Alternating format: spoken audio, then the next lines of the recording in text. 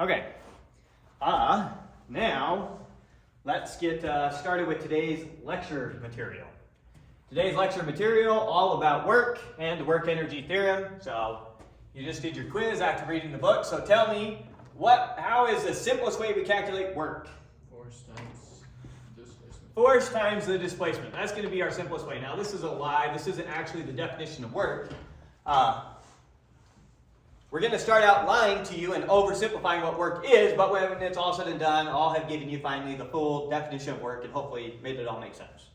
But we'll start out in a simple place. We'll think about work as just the force you exert on something over the displacement. So the example that you just really did on your quiz is if I take a box and I push it with 60 newtons, and I do that for 10 meters, I did a total of 600 joules of work. So the units of work, it's newtons times meters, which is the same thing as joules, which is also what we just do for energy in general. What are the names for joules? I'm sure some scientists in the book. doing work with something. Yeah. Yeah. You read your book a lot more recently than I did. Michael. Okay, so let's do a simple example. Here I am, I'm pushing along on helping a friend move their car stalled out, helping them slide it. I'm pushing it with 210 newtons. I do that for 18 meters. How much work do I do on the car? 210 times 18. 210 times 18. Which comes out to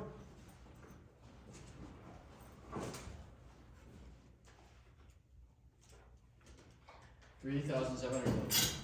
3,700 what? 80. 80 Joules. joules of work. That's how much work I did on the car pushing it that far. Now, what happens in the case where we're not perfectly applying the force in the same direction of motion? So on this one, we assumed I was pushing exactly that way on the car, and that's the way it went. Now let's set up a different scenario. Say I'm pushing sideways on a box on a frictionless surface. Okay. I'm pushing on an angle, but there's a guardrail, so the box can't slide that way. So here's my box. I'm pushing on it that way, but there's some guardrail here causing the box to just move this way, even though I'm pushing on an angle.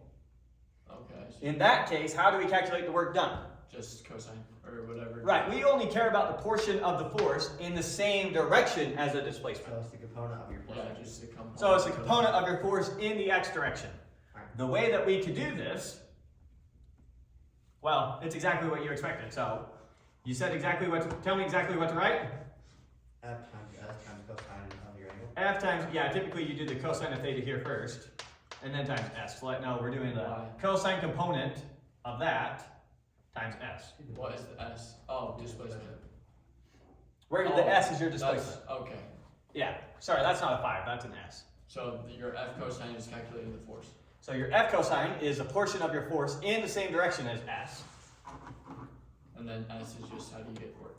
And then S is just your displacement, where you were going, the path you took, the distance of the path you took. So here's a slightly more correct definition of work than what we set up here. Work is not force times displacement. Instead, a better definition is to say work is you take your force vector and you do the dot product with your displacement vector. It's a component of your force vector in the same direction as your displacement vector. Right. And so this is equal to the magnitude of that times the magnitude of that times the cosine of the angle between them, which is exactly what we did up here. And if the angle between them is 0. If the angle between them is 0, then you're pushing in the same direction that's being displaced, and that gives you our initial scenario. Yes. Because cosine of 0 is 1. Right? Because cosine of 0 is 1. What would happen if we're trying to slide the box that way, there's a guardrail right here, and I push all my force that way, I push it at a 90-degree angle. Then no. It's not going to go anywhere. But you And still so exert when the work. cosine is 90 degrees, It's 0. then it's 0. You're not doing any work on whatever it is. Right. And then if cosine is 180, that means you're doing the opposite way of the displacement. Means I'm doing negative work on it, but other people are pushing the car the other way, and they're the ones doing positive work, and they have to overcome the negative work I'm doing on it to keep it going. Okay, so making sense of the equations, that's just a dot product between them. The dot product between two vectors, what does it do? Roughly speaking, when we do the dot product, here's the way we always think about it in our heads. I've got two vectors, and I want to do the dot product between them. I project one vector down onto the other one, give me this. or in other words, take the cosine of it, and then I scale it up by the size of that vector. Which if we call this our f vector and we call this our s vector, that's exactly what we did.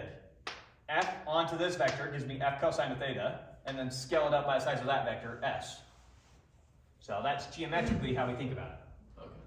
Now the other way that we calculate a dot product between two vectors is if we write the vectors out in their component form. So here's the x component, y component, x component, y component.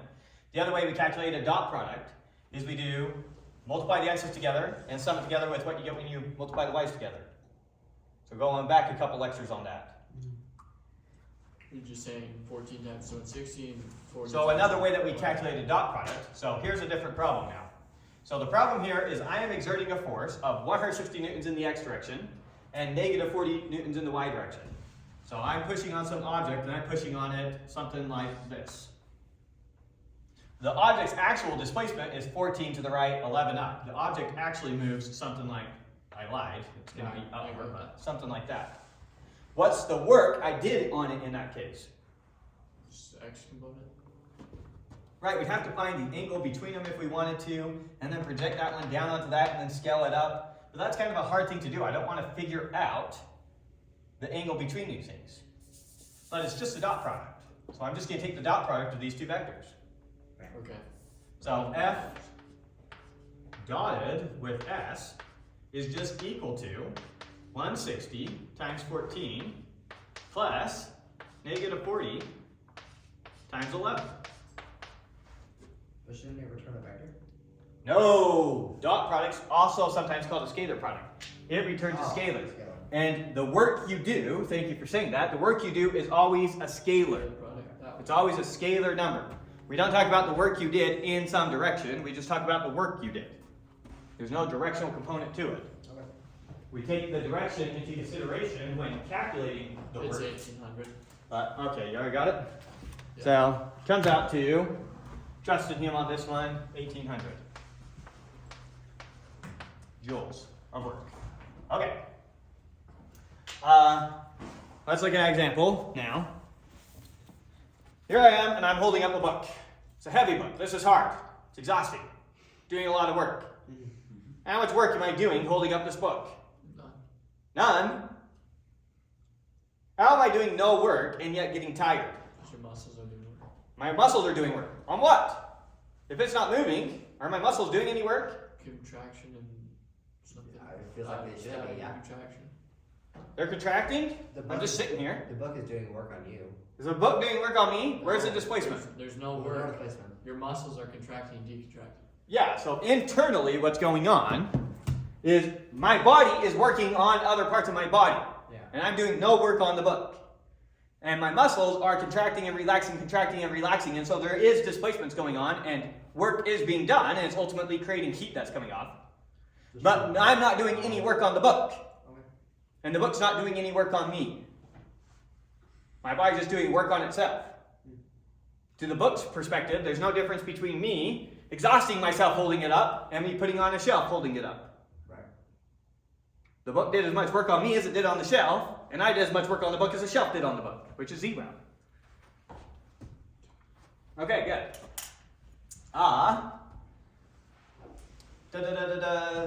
Oh my goodness, what'd I do? I don't know. Someone cleaning erasers by whacking the side of a bookshelf. My wow. Gee, I wonder exactly. These kids. Yeah, these kids. Is that, that's not yours? No, that's not. Okay. No, it's gonna be whoever's on clean up in this room. Yes. Oh my wow. That's terrible. We have one of them in your discrete math class. Okay, on to the next problem. So here's our next problem. We got some big heavy block here, and we got some tractor pulling it along. Beautiful tractor. That's when you better machine. It's actually pretty.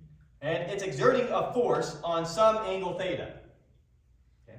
We know the weight of the trailer that is pulling here. We know the angle that it's pulling on. We know the force F that the tractor is pulling with, and we know the force of friction pulling back. Okay. Here's our free body diagram.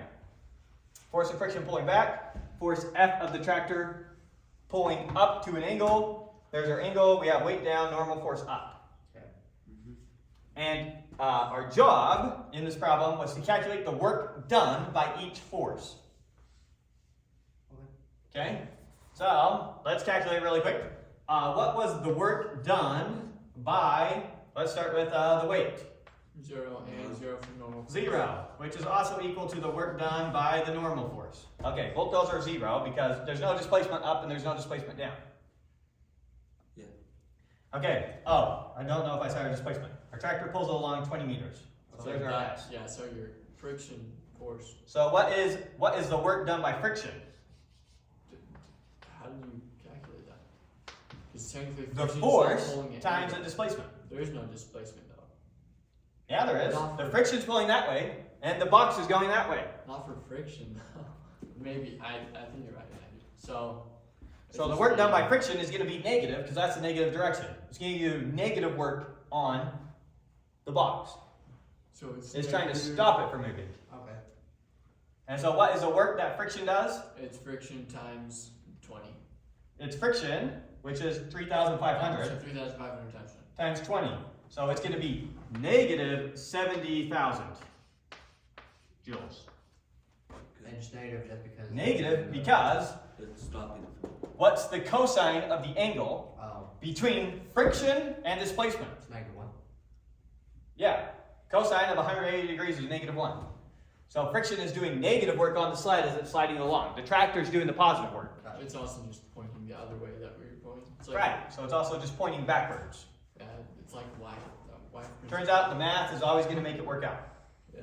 Okay, so now finally, what is the work done by F here?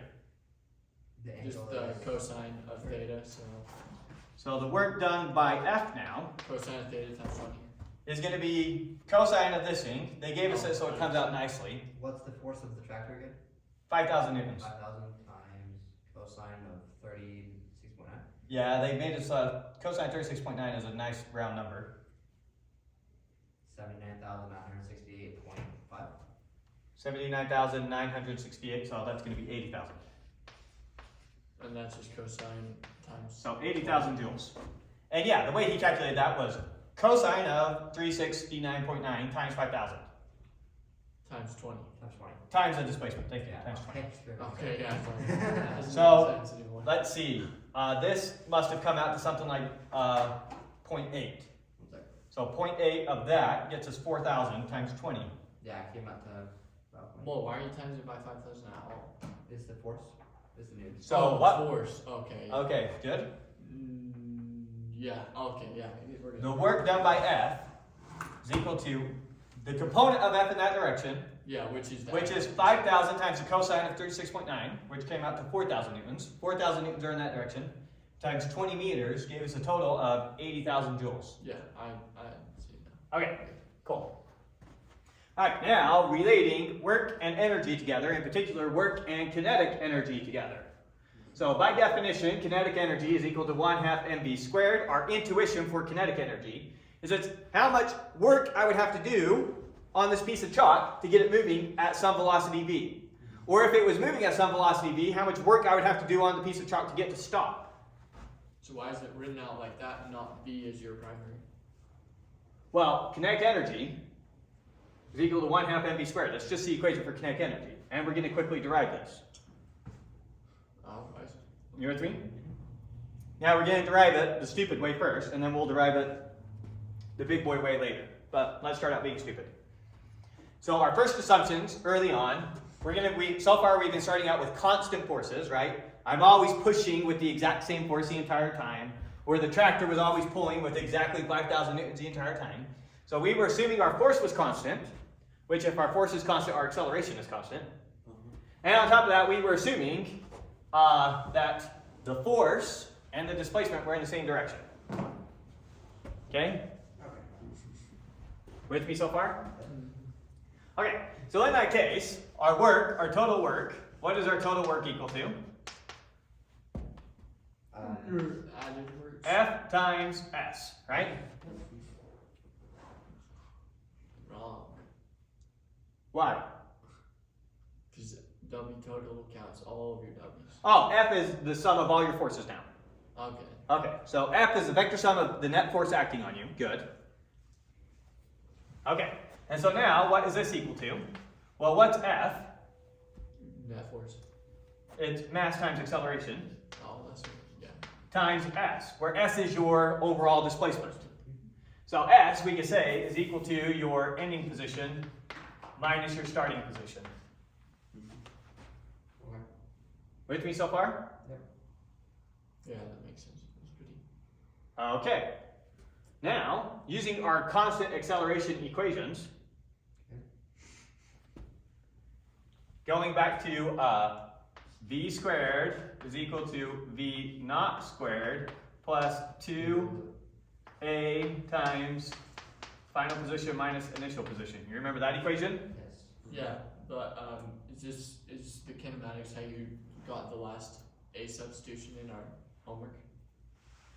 Our angular uniform circle one. No.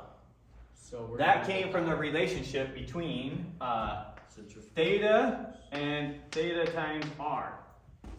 To get arc, this is your displacement in meters, this is your angular displacement.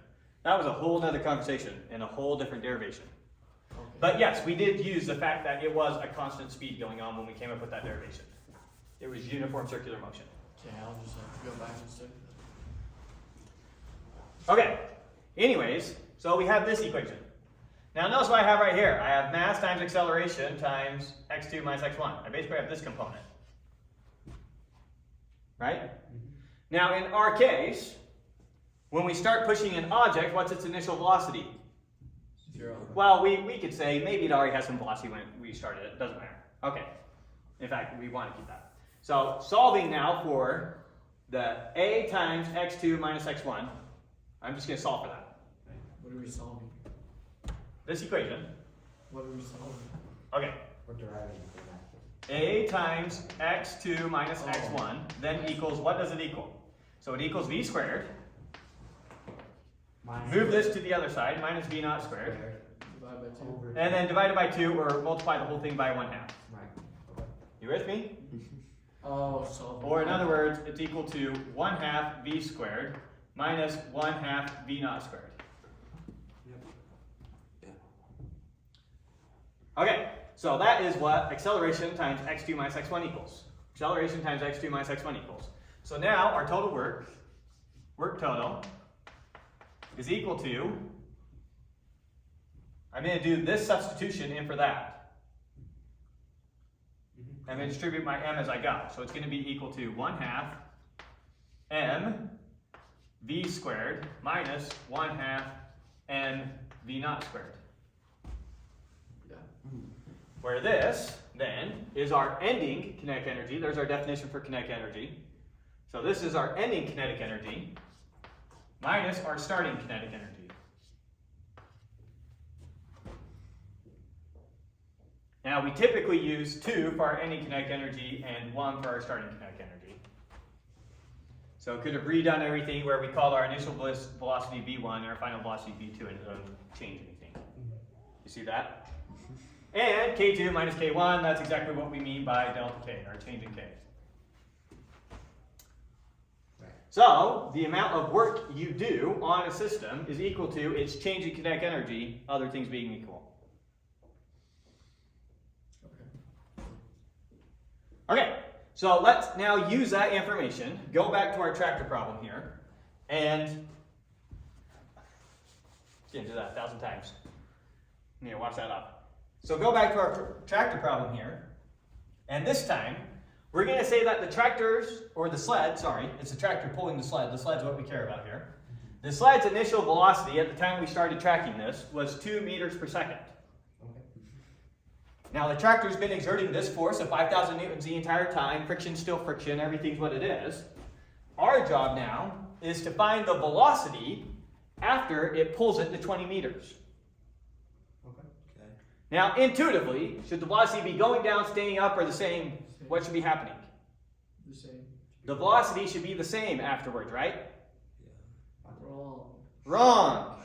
If we're doing some total work on the system, then there has to be some change in kinetic energy. Yeah. If I'm doing positive work on the system, then the kinetic energy has to go up. Intuitively, what's kinetic energy? It's the energy related to its speed. Yeah. So if kinetic energy goes up for an object, its speed goes up. Right. So if you're doing work on a system, if a system is experiencing total work, some net total work, then the speed, the velocity of whatever it is, has to be increasing. Make sense? So far, not accounting for potential energy. We'll get to that next. Okay, so let's do this calculation. So what is the total work we do on the system? Work total 1/2 mass, which are mass. is what we calculated last time, right? M total. The total work done on the system.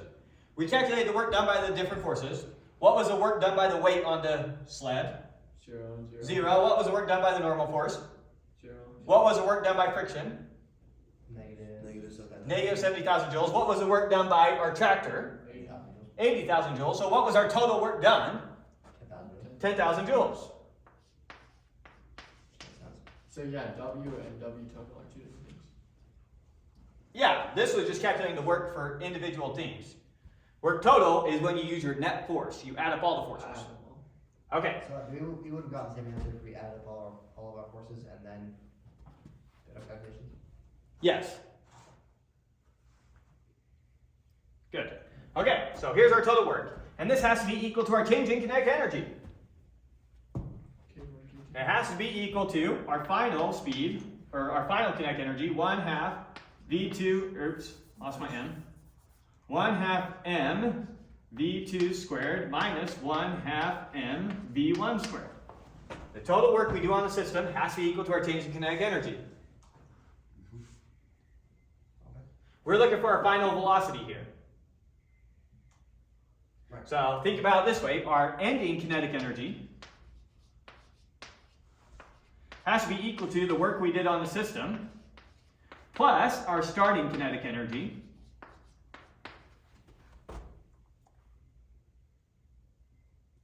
that makes sense so far? And now we're just solving for V2. So I'll do V2 squared is equal to, we're going to multiply this whole thing by 2 and then divide it by M. So it's equal to 2 over M times whatever this comes out to. 10,000 plus 1/2 MV1 squared. And then to get our answer, we square root everything. With me? Now we know what all these numbers are except for the mass. The mass is what we need to figure out really quick. But we knew the weight of the tractor. The weight of the tractor was 4,700, so its mass is 4,700 divided by G. Ooh, will you close that window? Smoke's coming in. Oh, one's coming. Are you not smelling smoke? Now that you said that, 1,500. You want to ride it? You're saying this came out to 1,500? So our mass here is equal to 1,500. And now we can plug that in up here where we know all these numbers. Our mass is 1,500, our initial velocity is 2 meters per second, and I think that's all we're missing. So we got that. We were looking for the square root of 2 divided by 1,500 times 10,000 plus 0.5 times 1,500 times, was it 2? Yeah, times 2 squared. And I get 4.2 meters per second. So our final velocity, V2, is approximately 4.2 meters per second. Make sense? Close my book. I was going to keep it on these pages as we went to check our answers so that we can double check we didn't make a mistake. Okay, V2, 4.2 meters per second. Where's our V2? Oh. I just wrote it right there. Sorry. Try to do approximation symbols. Harder to read. Okay. Good? I got 4.16. Yeah, I got it right. Right, it's rounded. Okay. So now, so far we've been dealing with forces being a constant. We were always applying a constant force to get our work. But we don't live in a world where forces are always constant. Forces are constantly changing. So now we're going to look at a case where we've got our forces varying. So our force in the x direction is not some constant number. And as we move along, our force is going to change. So here I am sliding a box. I push hard and I get tired and I push kind of soft. I push hard and I get tired and I push kind of soft. I'm not just going to keep pushing with some constant force. So here, right here, we're mapping our force as I'm pushing the box along. So I'm a real go-getter, I start pushing harder and harder, and then I say I'm done with that, and I relax a bit and push softer and softer, and then I start pushing a little bit harder, then I say I'm done. As we slide the box across the floor.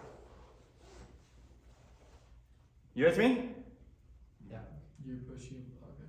So this is me sliding a box. We're mapping how hard I push it at each point. So I start pushing pretty hard, I push really hard, and then I start pushing softer and softer and softer, and then a little bit harder right at the end. So I'm mapping how I'm pushing over time. Just some random force. So I'm not constantly pushing with exactly 60 newtons. Yeah, whatever that means. Right, whatever that means. So, how do we work with a force that varies with time? How do I calculate the work? Delta. 2 delta. Well, what I can do is I can say, during this first centimeter, I was basically pushing with this much force. A constant amount. Yeah, I was basically pushing with a constant amount over that interval. No, you weren't. Not bad. Approximated. How? How is that even close? It's calculus, right? Well, I look it over here. It was pretty close to constant, right? Yeah, that is. And over here. So as I make these smaller and smaller, it gets closer and closer to constant. But the point is, That's using this as my force for the first centimeter gives me a pretty good approximation. Right. And so, remember, in our most dumbed down way, what is work? Force times sled. Force times distance, right? So the work for that first centimeter is the force times the distance, which geometrically gives me the area. That's what the area of this rectangle is. It's that force times that distance. And I do that for the next one and the next one. And I say, now for this centimeter, I'm going to use this force as my approximation. And then this force, and then this force, varying it as we go. So I can divide this up into as many n pieces as I want, called delta x, just my displacement divided up into n pieces. And then I can say my work is approximately doing the sum of whatever the height is at that point times the width. And do that for all n of these little rectangles that I make. You're going to take the limit of that? Now take the limit of that, and that's exactly what our definition of integral was from last year. Yeah. So what is work? Work is the integral from your starting position to your ending position of the component Of the direction. of your force in the x direction times dx, if that's the dimension that we're moving. Again, we're still assuming that you're moving in one dimension. So we're not all the way big boy yet. That will be the next part. But we're getting close. So assuming it's one dimensional, take the component of your force in the direction of motion and integrate it over your distance. That make sense? Yeah. Okay, so now I don't have constant acceleration.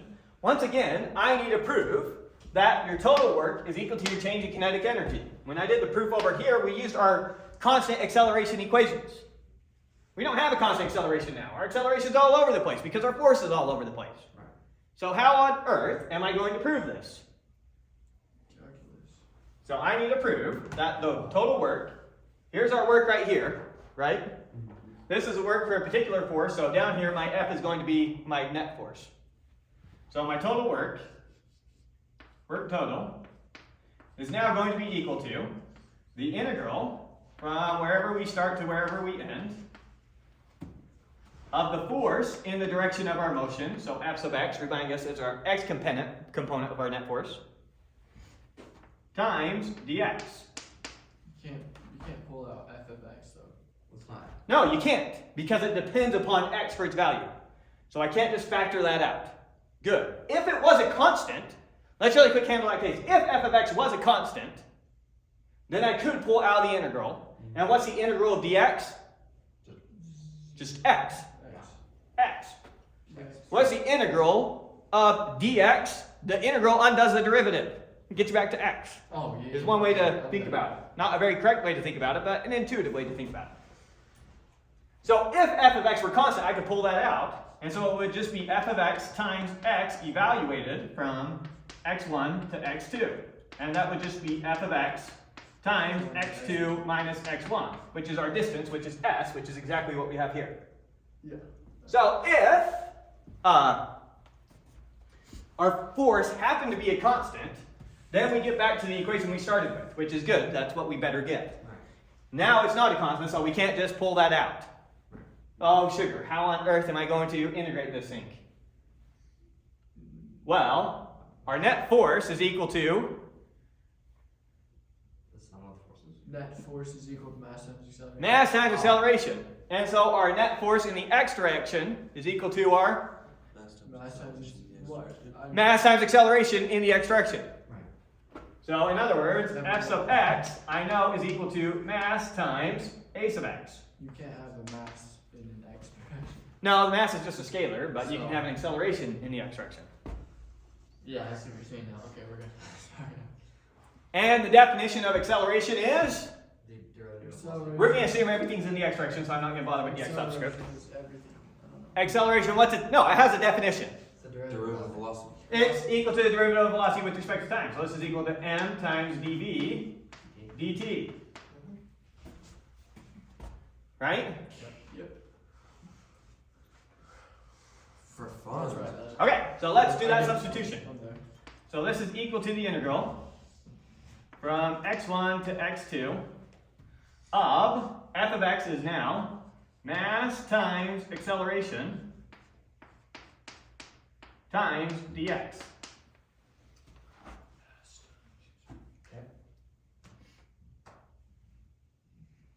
Good so far?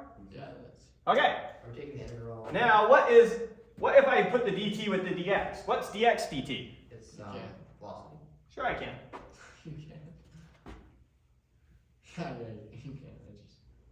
So this is equal to the integral now Dx. of x1 to x2 And that's. of m times dx dt That's displacement. times dv. That's kind of wonky.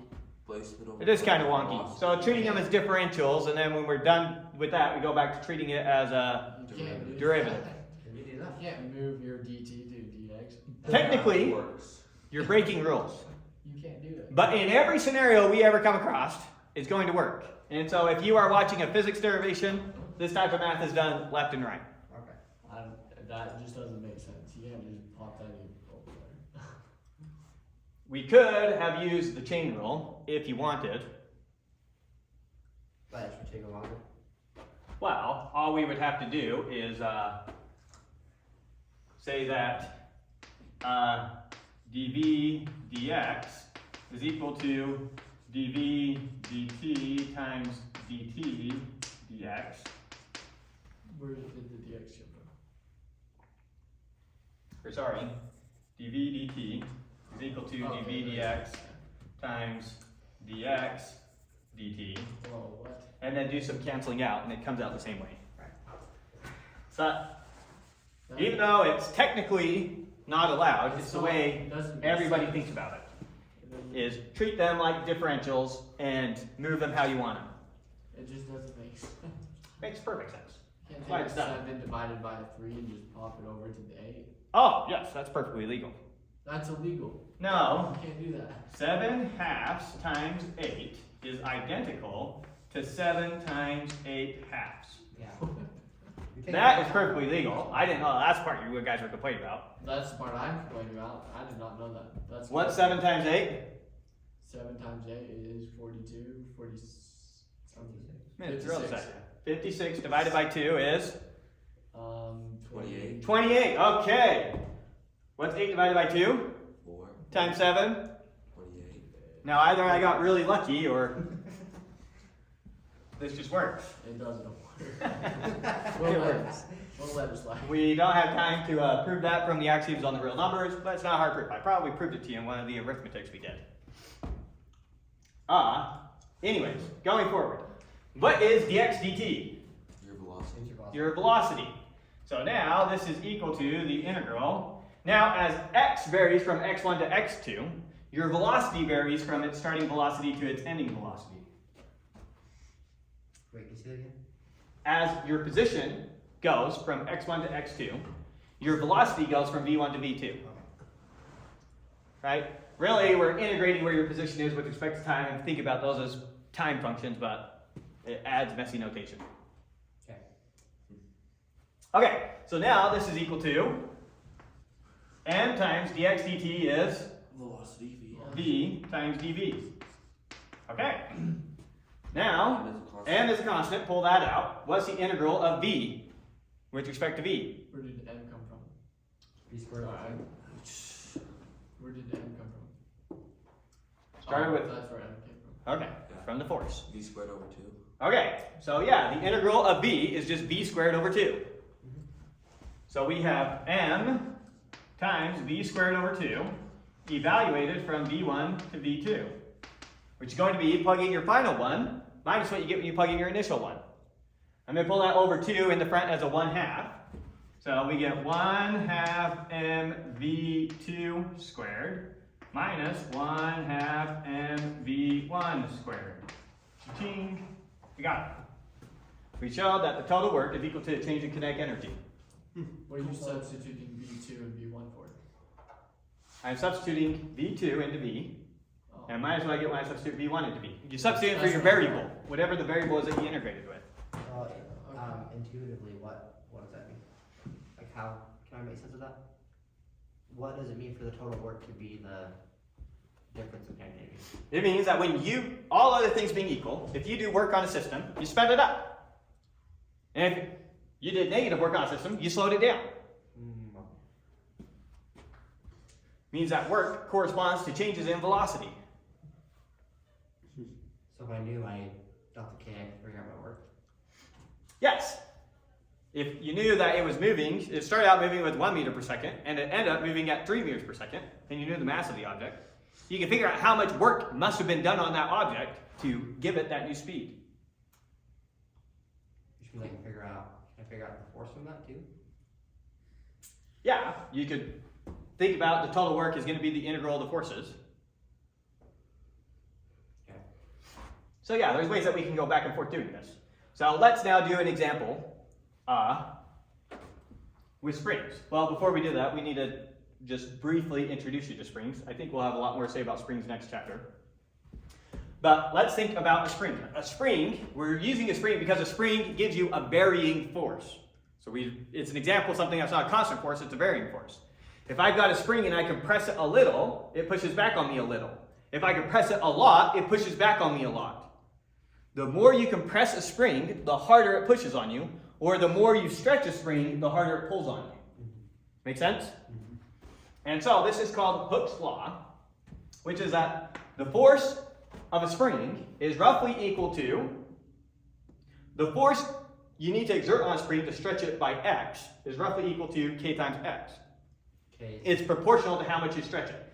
K is a constant. It's going to be newtons per meter. Okay. It's how many newtons you have to apply to stretch it however many meters. So a slinky has a very soft K. Right? You don't have to apply much of a force at all to start stretching out a slinky. On the other hand, you think about your shocks on a car, that's a very big K. It's very hard to get those things to compress and stretch. Right. So K depends upon the spring you have. Big K means a very stiff spring. Low K means a very non-stiff spring. Whatever you would call that. Loose. Sure. Okay, so thinking about this, so I've got some spring here. It's attached to the wall. Here's my spring. With me so far? Yep. I grab the end of the spring and I stretch it some distance x. And I've got some measuring device. I'm really pulling it with some measuring device that tells me the force. So here's what the graph would look like roughly. So as I started pulling on it, I would start measuring a stronger and stronger and stronger force. Similarly, if I would have pushed on it, I'd start experiencing a stronger and stronger force in the opposite direction. Right. So this way, pulling with a force that way, if we call that our positive direction, that's mapping it. And then if I start compressing, now the force is going to be that way, negative direction. The force I have to exert on the spring to get that displacement. So the force that the spring exerts varies with its position. Yeah. So now, say there's some little mass attached to the end of that spring, and I grab that mass, and I pull it from x1 to x2. How much work did I do on the system to do that? That's what we're going to calculate. Okay. 4 times harder. Huh? So now we've got, I want to take the spring. I take the spring, or there's some mass attached to the end of the spring. So now pretend that that ball, there's a ball right there with some mass m, whatever it is. Okay? Put m right there for the mass of the ball. How much work would it be if I took that mass from being stretched from x1 to x2? So I pulled it that far. Because the force gets harder and harder the further I pull. Right. So I have to exert a larger and larger force to get it all the way from here to here. My force is constantly increasing. Now, intuitively, we know, well, it's going to be the area of whatever comes under here. Let's derive that expression for the work I would have to do to get that displacement. Okay. So, we are trying to calculate the work that I would have to do, which is going to be equal to, what's our new definition of work now? The integral from our starting position to our ending position of our force. What is my force in this case? W, or K times x. K times x, where K is just some constant depending upon the spring. What's x from? X is our position, wherever we are. Where are you looking for? Where did you get that question?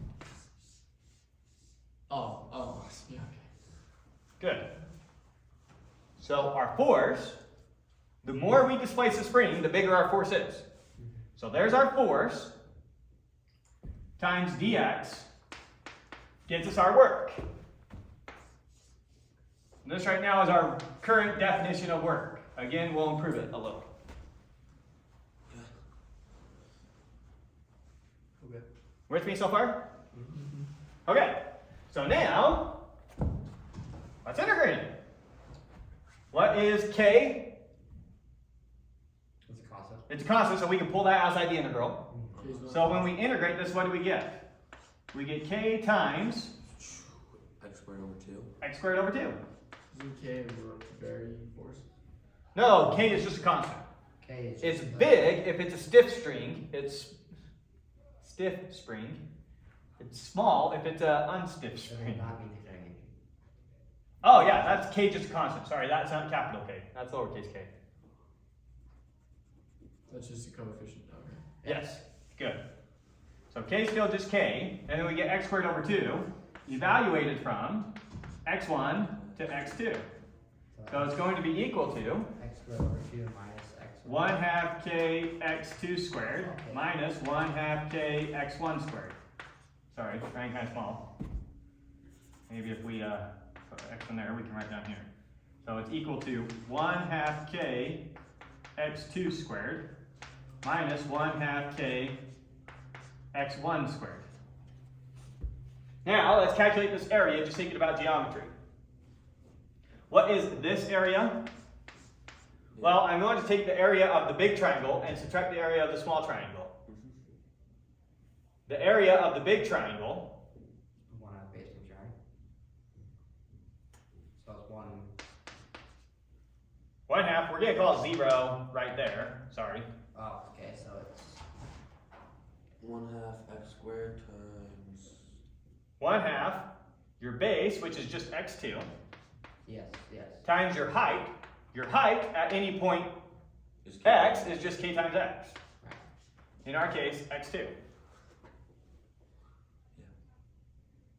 Which is 1/2 k x squared. Which is 1/2 k x squared. That's the area of the big triangle. The area of the small triangle is just 1/2 k x1 squared. So Just big subtract. triangle minus small triangle is all that same That's cool. to see the geometric connection.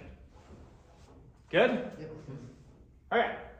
So now we're going to do, oh sugar, I skipped those examples.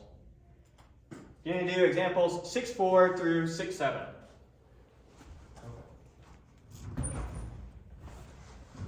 Maybe we should do the 6.6 and 6.7 first, and then go back to 6.4 and 6.5. Since the springs are on our mind. Let's see. I feel very springy right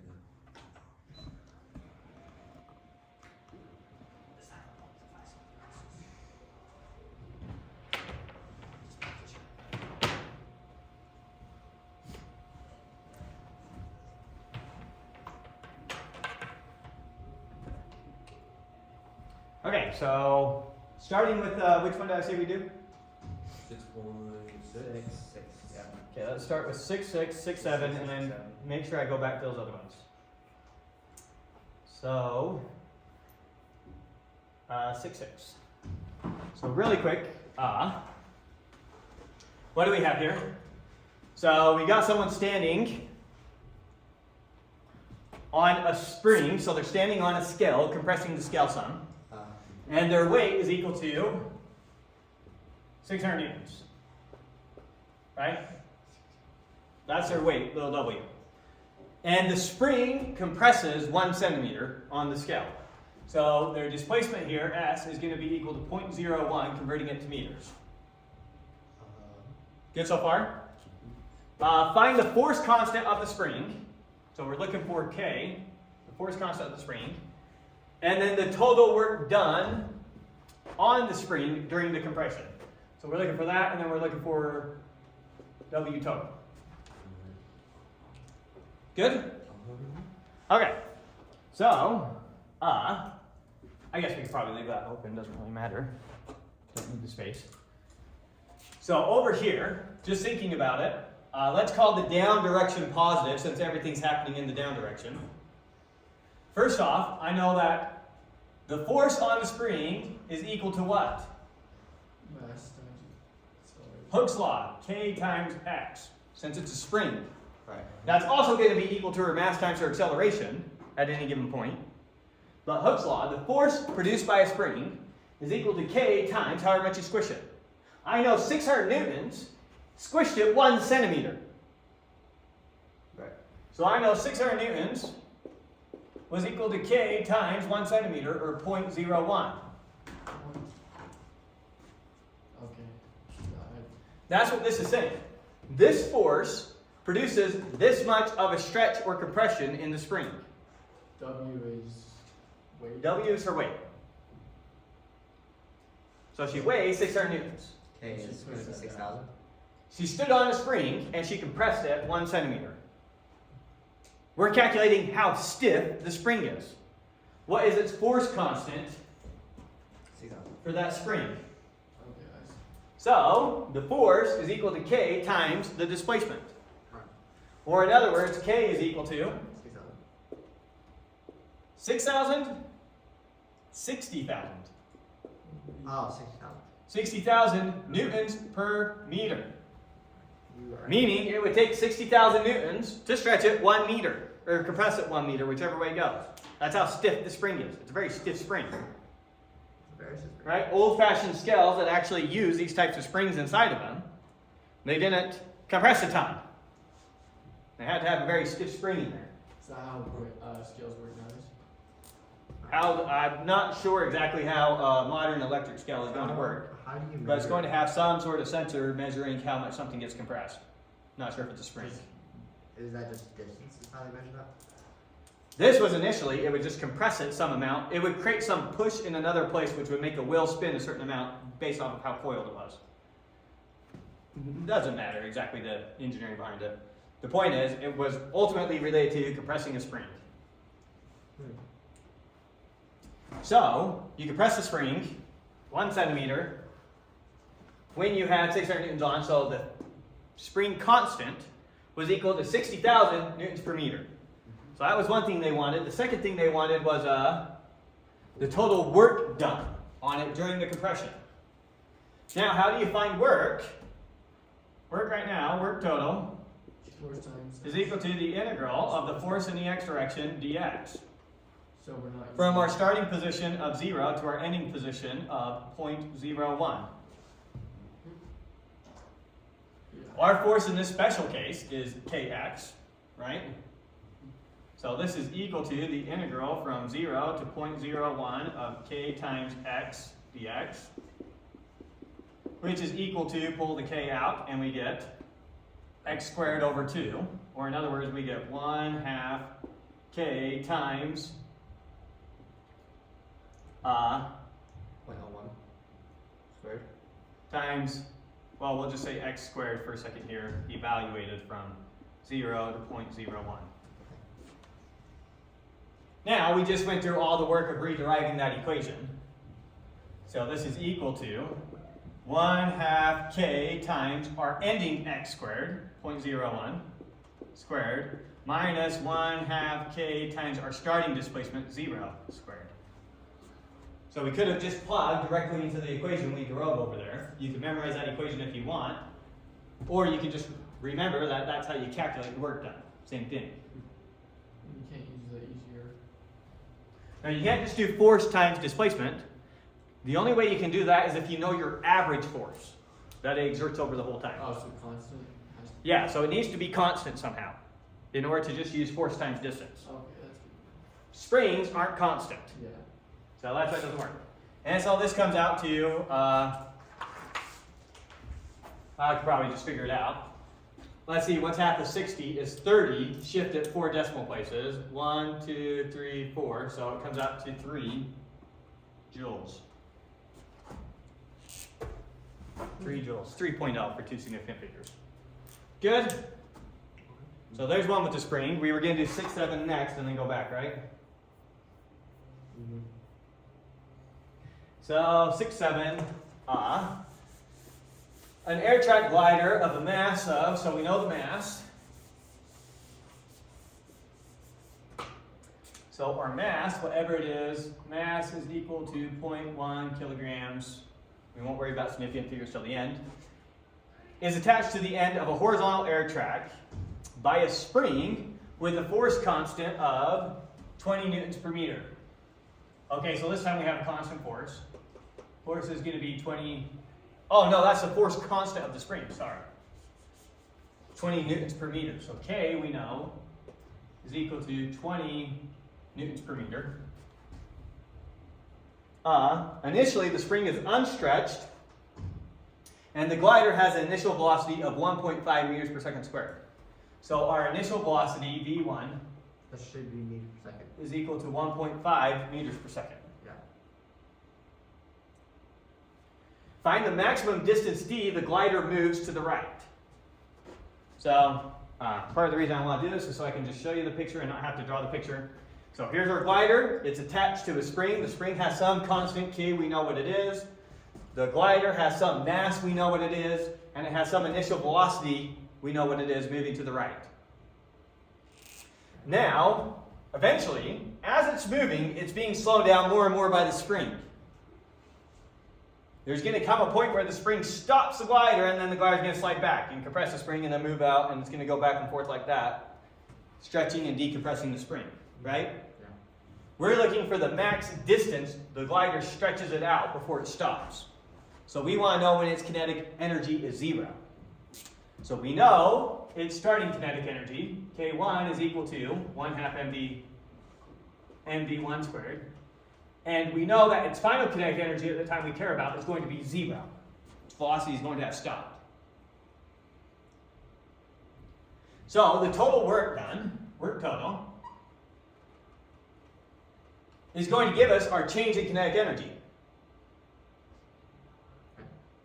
But now let's calculate our work total. What is our total work? It's our integral from our starting position, 0, to our ending position, d. That's the d that we care about. How far it goes. Of k times x times dx. X is force. X is your position. Kx is our force. Oh. Good? Yeah. Now, we don't have to do the integral again if we don't want to. We can just go and plug into the equation that we know it comes out to. So what is this going to be equal to? It's going to be equal to 1/2 k d squared minus 1/2 k 0 squared, which is 0. So minus 0 is equal to 1/2 mv1 squared minus 0. Our total work is equal to our change in kinetic energy. We're solving for that distance d. Yeah. Multiply both sides by 2, and I'm going to get k times d squared is equal to mv1 squared. Good. Okay. So now d is just going to be equal to, divided by k, take the square root. So it's going to be equal to v1 times the square root of m over k. Because when you square root that side, you can pull the v1 out. And so that d should come out to, we knew our initial velocity was 1.5, so we have 1.5 times the square root of our mass was 0.1 divided by our spring constant was 20.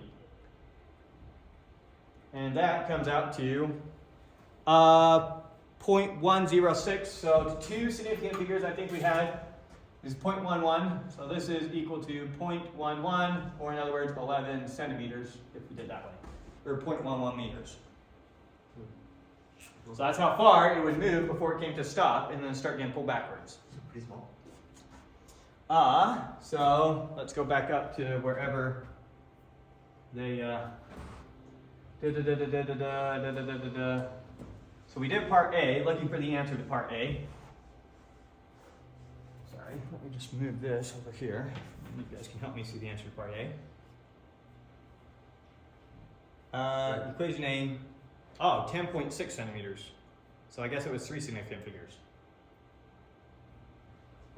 Yep, 3 significant figures on everything. I did too. Double check what my calculator said. My calculator said 0.106066. So yeah. So 0.106, or in other words, 10.6 centimeters. So Okay. How does 1/2 kd squared equal 1/2 mv? Where did you get the mv? Okay. So Oh, that's I basically did that our total work is equal to our change in kinetic energy. Our total work is this. Our change in kinetic energy is this. okay. So that has to be equal to that, because subtracting 0 doesn't do anything. Multiply both sides by 2, I get the kd squared equals the mv1 squared. Divide both sides by k, puts k over there, take the square root of both sides, and the v1 can come out of the square root Okay. since it's squared. That all make sense? And then plug it in, away we go, and then let's add a part B. Part B says, if the air track is turned off, so that there is kinetic friction with the coefficient of mu sub k. So now, same condition as before, but this time I know that mu sub k is equal to 0.47. So this time the glider has some friction acting on it. With me? Once again, following a similar idea here, we know that our total work is equal to our change in kinetic energy. So let's calculate our total work. Our total work is going to be the integral from 0 to d, the d that we care about, the max displacement we go. And what are our forces going to be? Maybe draw our free body diagram. Our free body diagram for this thing, what do we have? We have the force pulling this way of the spring, right? Yep. And we also have the force of kinetic friction pulling that way. Yes. So, I need to integrate my total forces, which is going to be negative F minus F sub k. Why is it negative? We're calling the way our velocity is positive. So shouldn't it be plus FK? If FK is negative? No, I could pull the negative outside and be negative F plus F. Negative 5 minus 3 gives you negative 8. Right. It's more negative. So both the friction is slowing it down and the spring is slowing it down. Okay. Make sense? So we're doing that integral with respect to x. Some varying force with respect to x. That's how we calculate our total work. And this will give us our change in kinetic energy. Now what is this equal to? Well, what is the F of our spring equal to? K times X. K times x. So this is equal to negative kx minus F sub k. Integrate those both with respect to x. What does that equal? What does this one come out to? Minus 1/2 kx squared, right? Minus, this friction is just constant. So f of kx. So minus f sub k times x. Good so far? And we need to evaluate this from 0 to d. Yeah, that makes sense. So we plug in d, what do we get? We get minus 1/2 kd squared minus, what is our force of friction here? What's that? Oh. Well, that's mu sub k. Remember that your force of kinetic friction is F sub k is equal to the normal force times mu sub k, right? I don't know when we want to make that substitution. We can leave it out for a second. So we'll keep it as F sub k for a bit here, times x, or times d now, minus what we get when we plug in 0, which is 0. Okay, and this has to be equal to our change in kinetic energy. What's our final kinetic energy? 0. Minus our initial kinetic energy is 1/2 mv1 squared, right?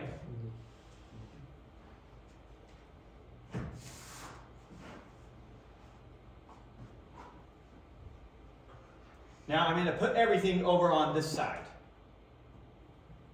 and make it all equal to 0. You with me?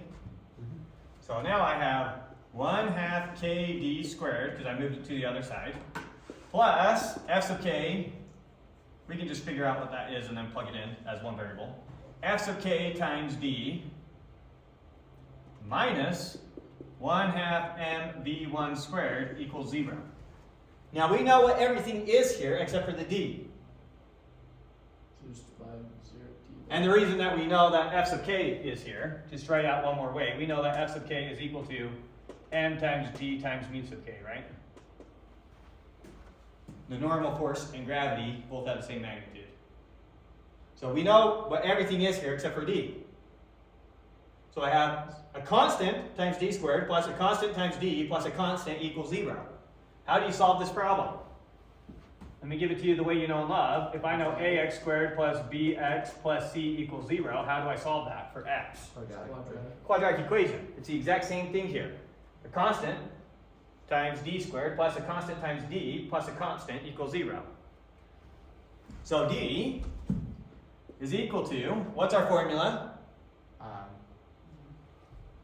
It's B great minus Negative b negative b times root plus or minus the square root of b squared minus 4. minus 4 times a, oh, times c.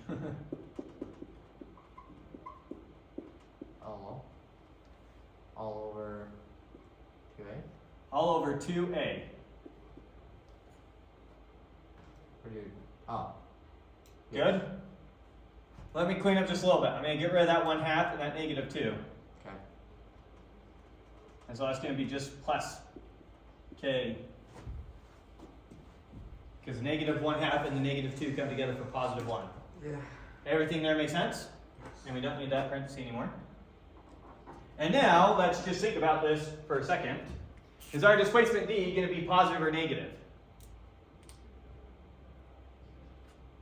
Notice, this is giving us 2 answers. Right. Why is it giving us 2 answers? Because there's 2 places where the kinetic energy is 0. There's the one when it comes out here and stops, and then there's the one where it goes back and stops. Right. So we just- We care about the one where it comes out, where d is positive. Oh, So we're not going to care about this negative case, we're going to care about this positive case, and it better come out to a positive number. Okay. Make sense? Okay. And so, with that, let's plug it in. First, let's really quick figure out our f sub k. Our f sub k here is equal to our mass, 0.1 times 9.8 times 0.47. I'm just going to store you in x so that I can quickly plug in. Okay, so now we get negative f sub k. Oh, let me do a parenthesis to divide it off. Negative f sub k plus the square root of f sub k squared plus k, what was k? 20, times 0.1 times our velocity was 1.5 squared. And the radical and the top all divided by our k was 20. And it comes out to 0.855. Was this 3 significant figures? So this comes out to 0.0855, or in other words, in centimeters, it's 8.55 centimeters. The previous one, remember, without friction was, what was it, 10.6 or something like that centimeters? Yeah. And so now with friction, it doesn't go quite as far. Makes sense. And so let's see what they got. Oh, they did 2 significant figures that time. It's just there's only 2. Well, they did 3 on that one, and then 2 on that one. So I'm not sure why they're doing that, but for whatever reason, they did 2 significant figures on that. Notice that if you round this, then you get what they got, 8.6 centimeters. Good? Okay, now let's go back and do the example ones that I accidentally skipped. 6.4 and 6.5. So start with 6.4. 5 or 6. Okay, so 6.4. Let's look at the picture first and talk about the problem, and then we'll draw it all out. So what's happening is we've got some big, heavy, big chunk of mass. And what they do is they lift it, and then they drop it onto that I-beam to pound it into the ground over and over again. Lift it, drop it, lift it, drop it, hammering the I-beam into the ground. So in this particular case, what happens is we're going to drop this giant mass 3 meters, and it's going to hit the I-beam and pound the I-beam. When it's all said and done, it's going to have hit the I-beam 7.4 centimeters into the ground. Okay. And we're going to calculate, I don't know, a bunch of different working things. But so there's a picture as to what's going on that we can have in our head. Now let's start gathering all the information that we care about from the problem. So I'll scroll back up so that we can start reading it. That's solution, not the actual problem. Here's the problem. Okay, so the 200 kilogram steel hammerhead, so we know that the mass of that big object that we're dropping is 200 kilograms. Let's scribble that down. And we know that what it dropped is going to be equal to 3 meters. Now we're going to have the 3 meters as one of our displacements, and then the 7 centimeters or whatever it is as our second displacement. So I'm going to call our first displacement S1 equal to 3 meters. Good? For how much it falls. It's going to hit the I-beam. The hammerhead is then dropped, driving the I-beam 7.4 centimeters deeper, so I'm going to call that one S2. So our S2 here is going to be 0.074, right? For 7.4 centimeters. Make sure we get the right decimal point. And then the vertical guardrails exert a constant 60 Newton frictional force. So I know that our force of friction, F sub k, is going to be equal to 60. Okay, so for part A, we care about the velocity that it hits the I-beam with. How fast is it going? And then for part B, what do we care about? The average force the hammer exerts on the I-beam. The average force that the hammerhead exerts on the I-beam. Okay. So that's going to be like the normal force that the hammerhead experiences once it comes into contact. So I'm going to put that as N to remind me that I want the normal force. Okay. So with that, let's get started with our problem.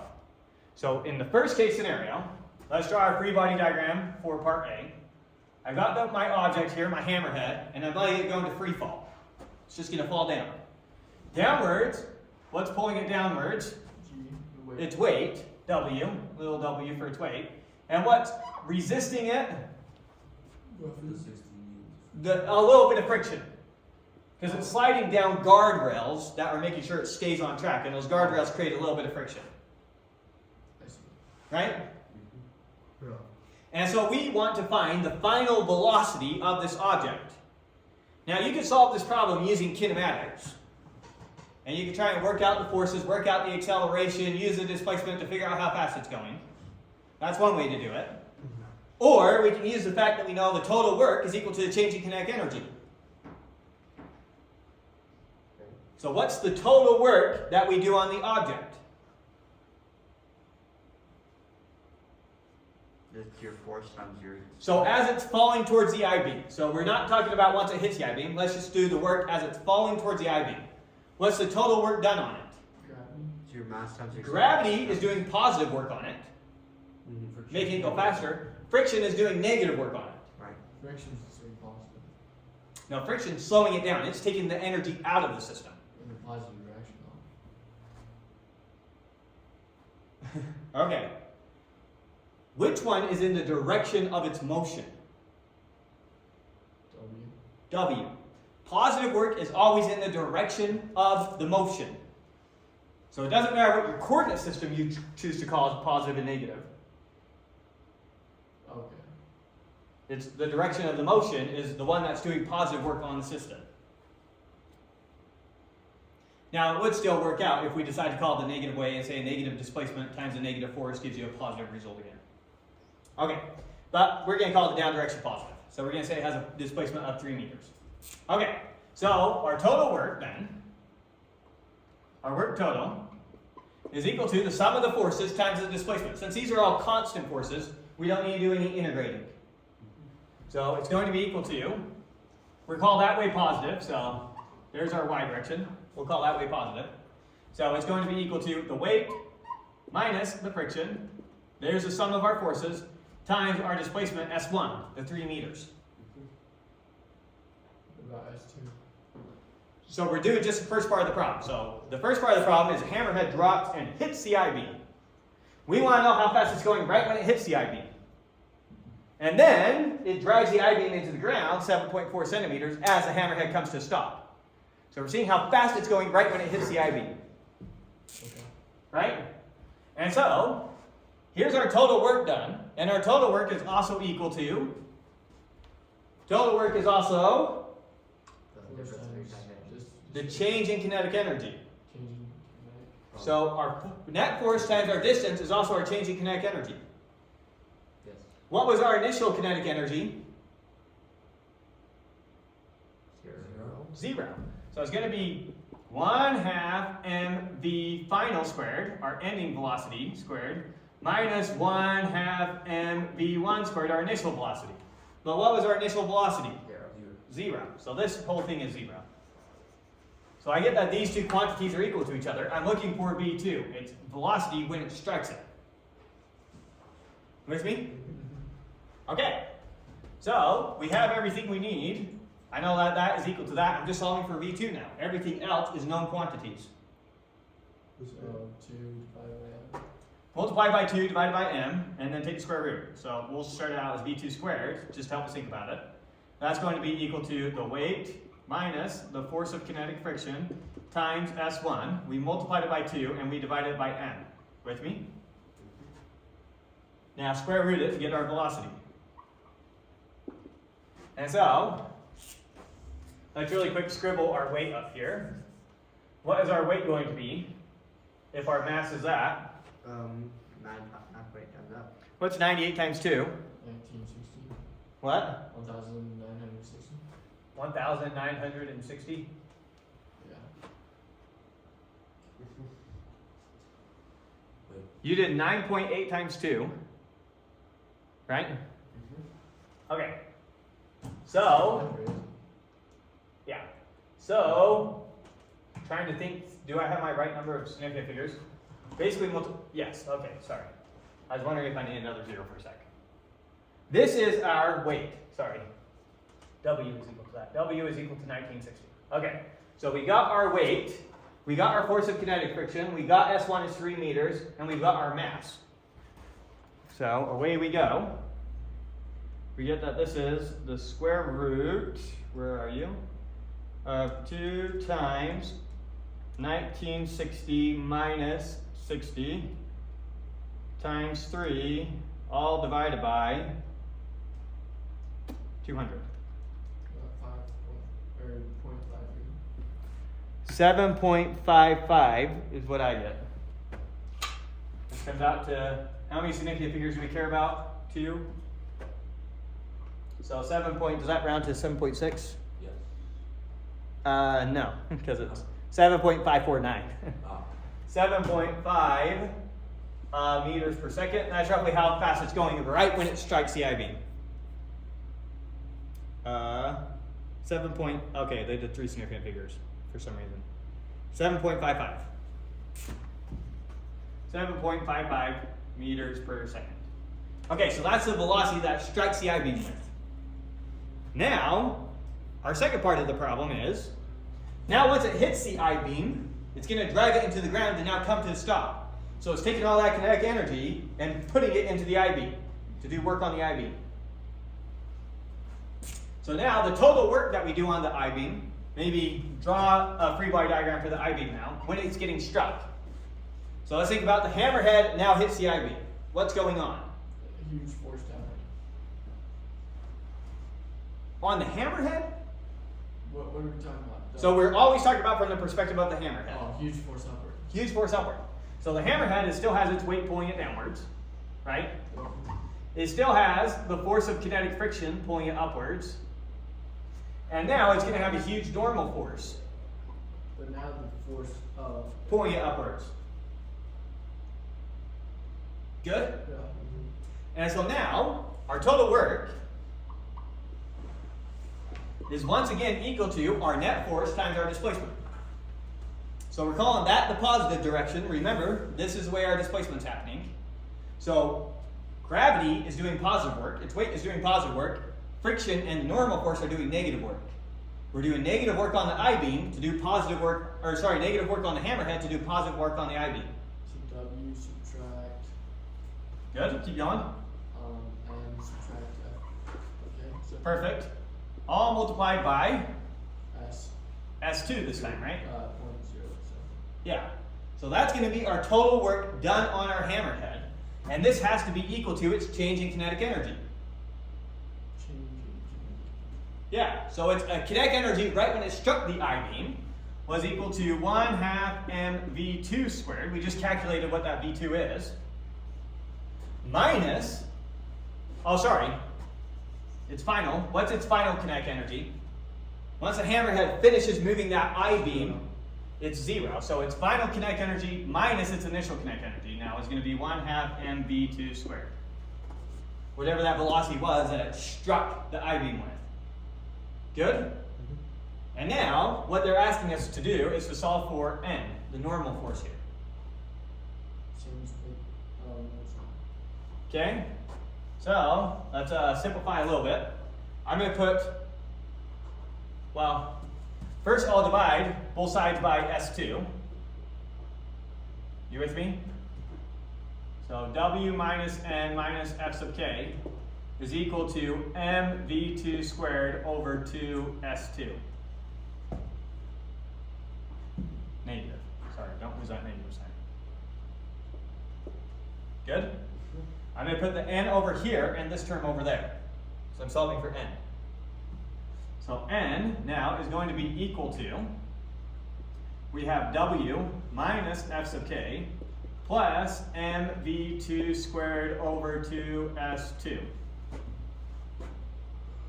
And now that comes out to whatever it comes out to.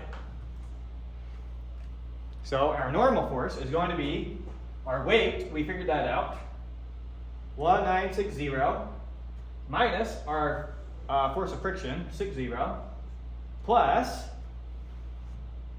our mass, which is 200, times our velocity squared divided by 2 times S2 was 0.074. Plug it all in and we get 78,927 newtons. They're probably going to write it as 79,000 newtons.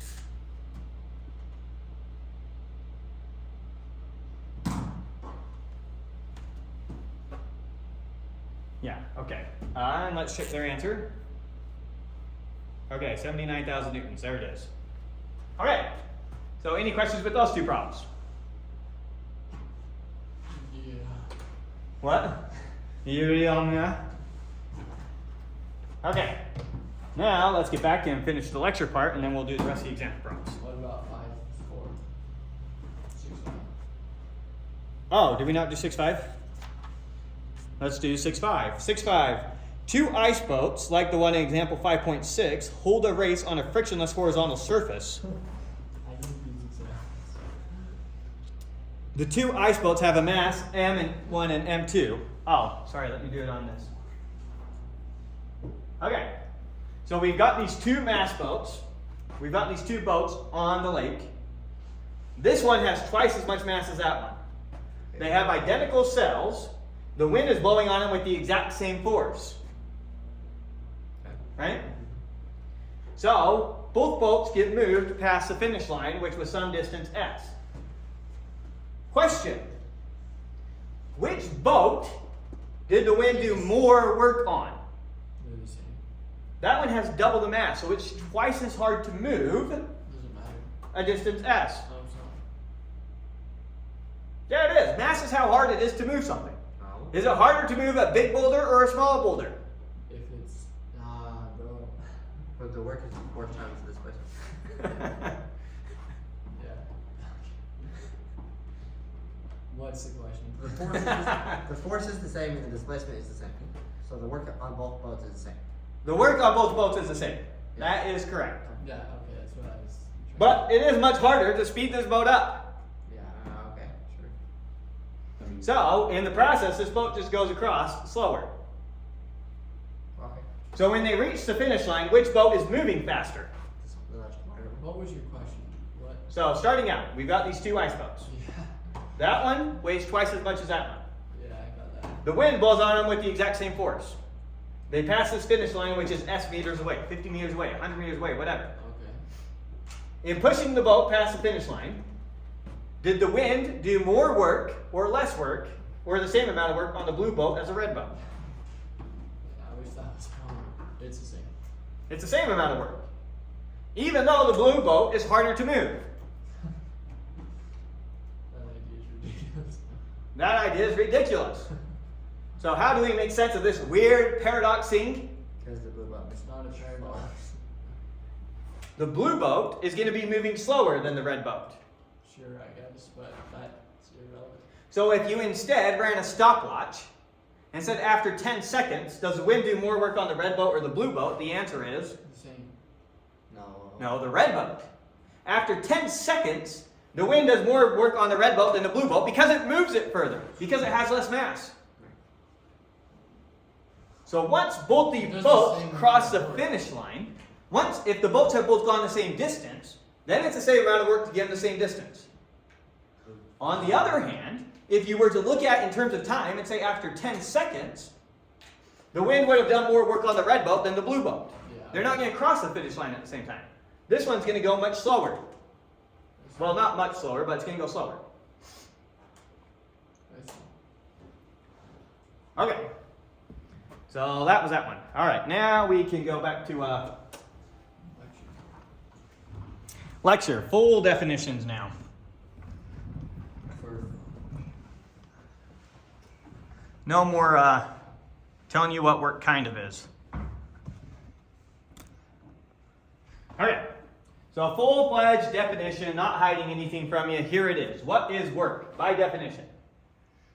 It is the integral from the starting position to the ending position of your net force vector, or the force, whichever force you're calculating the work of. If you want total work, this would be total force. Yeah, okay. Of the force vector, dotted with a differential vector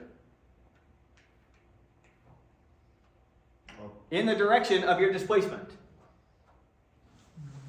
So what would this be? I guess you get- Imagine that you have R1 here. So R1 is, here's your XY system, right? R1's pointing here. R2's pointing here. Your path could have been something like that, whatever. So at some in particular point, a dr, remember you're adding up all your little drs. Here's one little dr, here's another little dr, here's one, here's one, here's one, here's one, here's one, da da da da da. The same way that when you did this, you were adding up all your little dx's. Here's all your little drs, da da da da da. Kind of like how you use ds in calculus. Oh, okay. Exactly like how you use ds in calculus. Okay. When we're talking about its magnitude. Yeah. Good? Good. So there's the whole big boy definition. And it says exactly what you think it does. Why are we using? It says from the start position to the end position, we're multiplying the force. The force's component in the direction of displacement times the displacement. Do that for infinitesimally small pieces, an infinite number of times, add them all up, and that gives you your work. Why are we using R instead of something like the S or S? Just to bring you back to the fact that it's our position vectors. In R's position. Yeah, remember going back all the way from the beginning, Yeah. we use R for our position, V for our velocity, A for our acceleration. Okay. Why do we use R? Because it has an X component, a Y component, and a Z component. Oh yeah. Okay, that makes So what is your F vector? Writing out in vector form, sense. F vector is. it's your X component, your Y component, and your Z component. Okay. Where now these are real numbers or functions in terms of real numbers, no longer vectors. Right? That's why we use those components, so we don't have to use vectors. So And what is dr? Well, it's dx, dy, dz. It's your infinitesimal change in the x direction, your infinitesimal change in the y direction, your infinitesimal change in the z direction. That's your infinitesimal change as a vector. Good? and you multiply those. The dot product of the two. So I want the component of the force in the same direction as my little displacement. To multiply. To multiply, sure. That's Times the cosine of the angle between them. So work will always be 0. No, work will not always be zero. We've done so many examples already where work was not No, zero. According to this, it is. Because you're multiplying by something that goes infinitesimally small. But we're doing an infinite sum of infinitesimally small things. That's what we do with every integral. Infinite. We break it up into the rectangles, and we break it up into infinitely many, infinitely small rectangles. And we add up all infinitely many of those, and that's how we do an integral. That's what an integral does, intuitively. Okay. Might need to go back to our calculus lecture where we calculate some integrals by hands. Where we actually take the limit by hand. We always broke it up into these rectangles first, and then took a limit. Yeah. I'm trying to remember. Yeah, so same thing here. Okay, so here's exactly what it is, big boy definition of work, not hiding anything from you. Where there's our force vector and there's our dr vector. That could be more than just 3 components. Yeah, but in our universe, in Newtonian mechanics, it's always 3. Remember, space has built into it R3. That's what we model space with. Okay, so now let's prove that the total work is always equal to the change in kinetic energy, even when we use our full big boy definition. And what's kinetic energy? Change in kinetic energy is just 1/2 mv squared. Oh, okay. Alright, weird. So kinetic energy, nice simple definition. We love it. So we're just going to prove the theorem that we already kind of proved. Yeah, we proved it, first off, when we had a constant force in one direction. Then we proved it when we had a varying force in one direction. Now we're going to prove it where we have a varying force in any direction. Okay. Good? Okay, so calculating our total work. What is our total work? It's our integral from our start to our end of our net force dotted with our displacement. Good? Now, you remember how to calculate a dot product between two vectors. Let's just scribble one to the side of an example. What's the dot product between the vector 1, 2, 3, dotted with the vector 2, 4, 6? 2, 8. It's 2 plus 8 plus 18. Right? 28. So this is a dot product between these two things. Between that vector and that vector. We're dotting this with this. And adding it up. That makes sense. Okay. So I'm just going to do that. The x times the x plus the y times the y plus the z times the z. But aren't all of those numbers going to 0? No. Yes. The dx, the dy, and the dz approach 0 Yeah. as we add up infinitely many of them. We're only adding up. So we're adding up more and more as we take smaller and smaller pieces. Yeah. What? I don't see anymore. I only see. Look, going back to calculus. Let's take the limit as n approaches infinity of what's something we can add up really quick? One.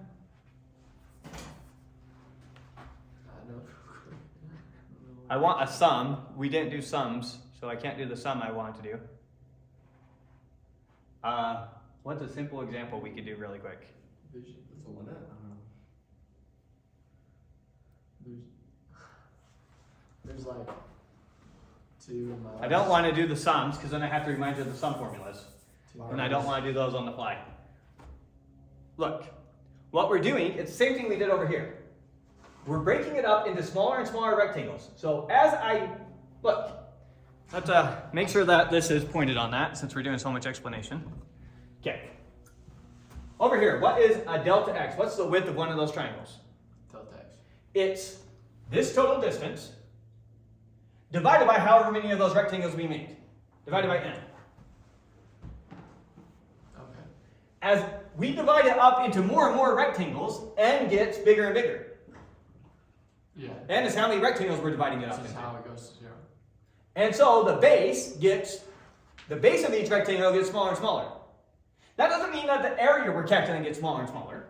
We're just using more and more rectangles to calculate the area. That makes sense, but when you look at the thing, you don't see infinite numbers. You only see. This is the same thing. This is a little area. This is your infinite. When you take the limit of a sum, it replaces it with an integral. This is a sum up to n. When we now take the limit as n approaches infinity, that's where your integral sign comes in. Yeah. So you think about the integral sign as an infinite sum. So we're doing an infinite sum of this area plus this area plus this area. Okay. Where those areas are getting arbitrarily small, there's an intuitive way to think about it. No, I don't see that. Okay. So now, so far going from here to here, I just flat out did the dot product. Nothing fancy.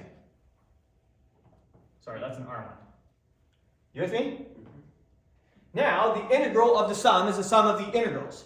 When you were told to calculate the integral of x squared plus 2x dx, you could do the integral of this one plus the integral of that one.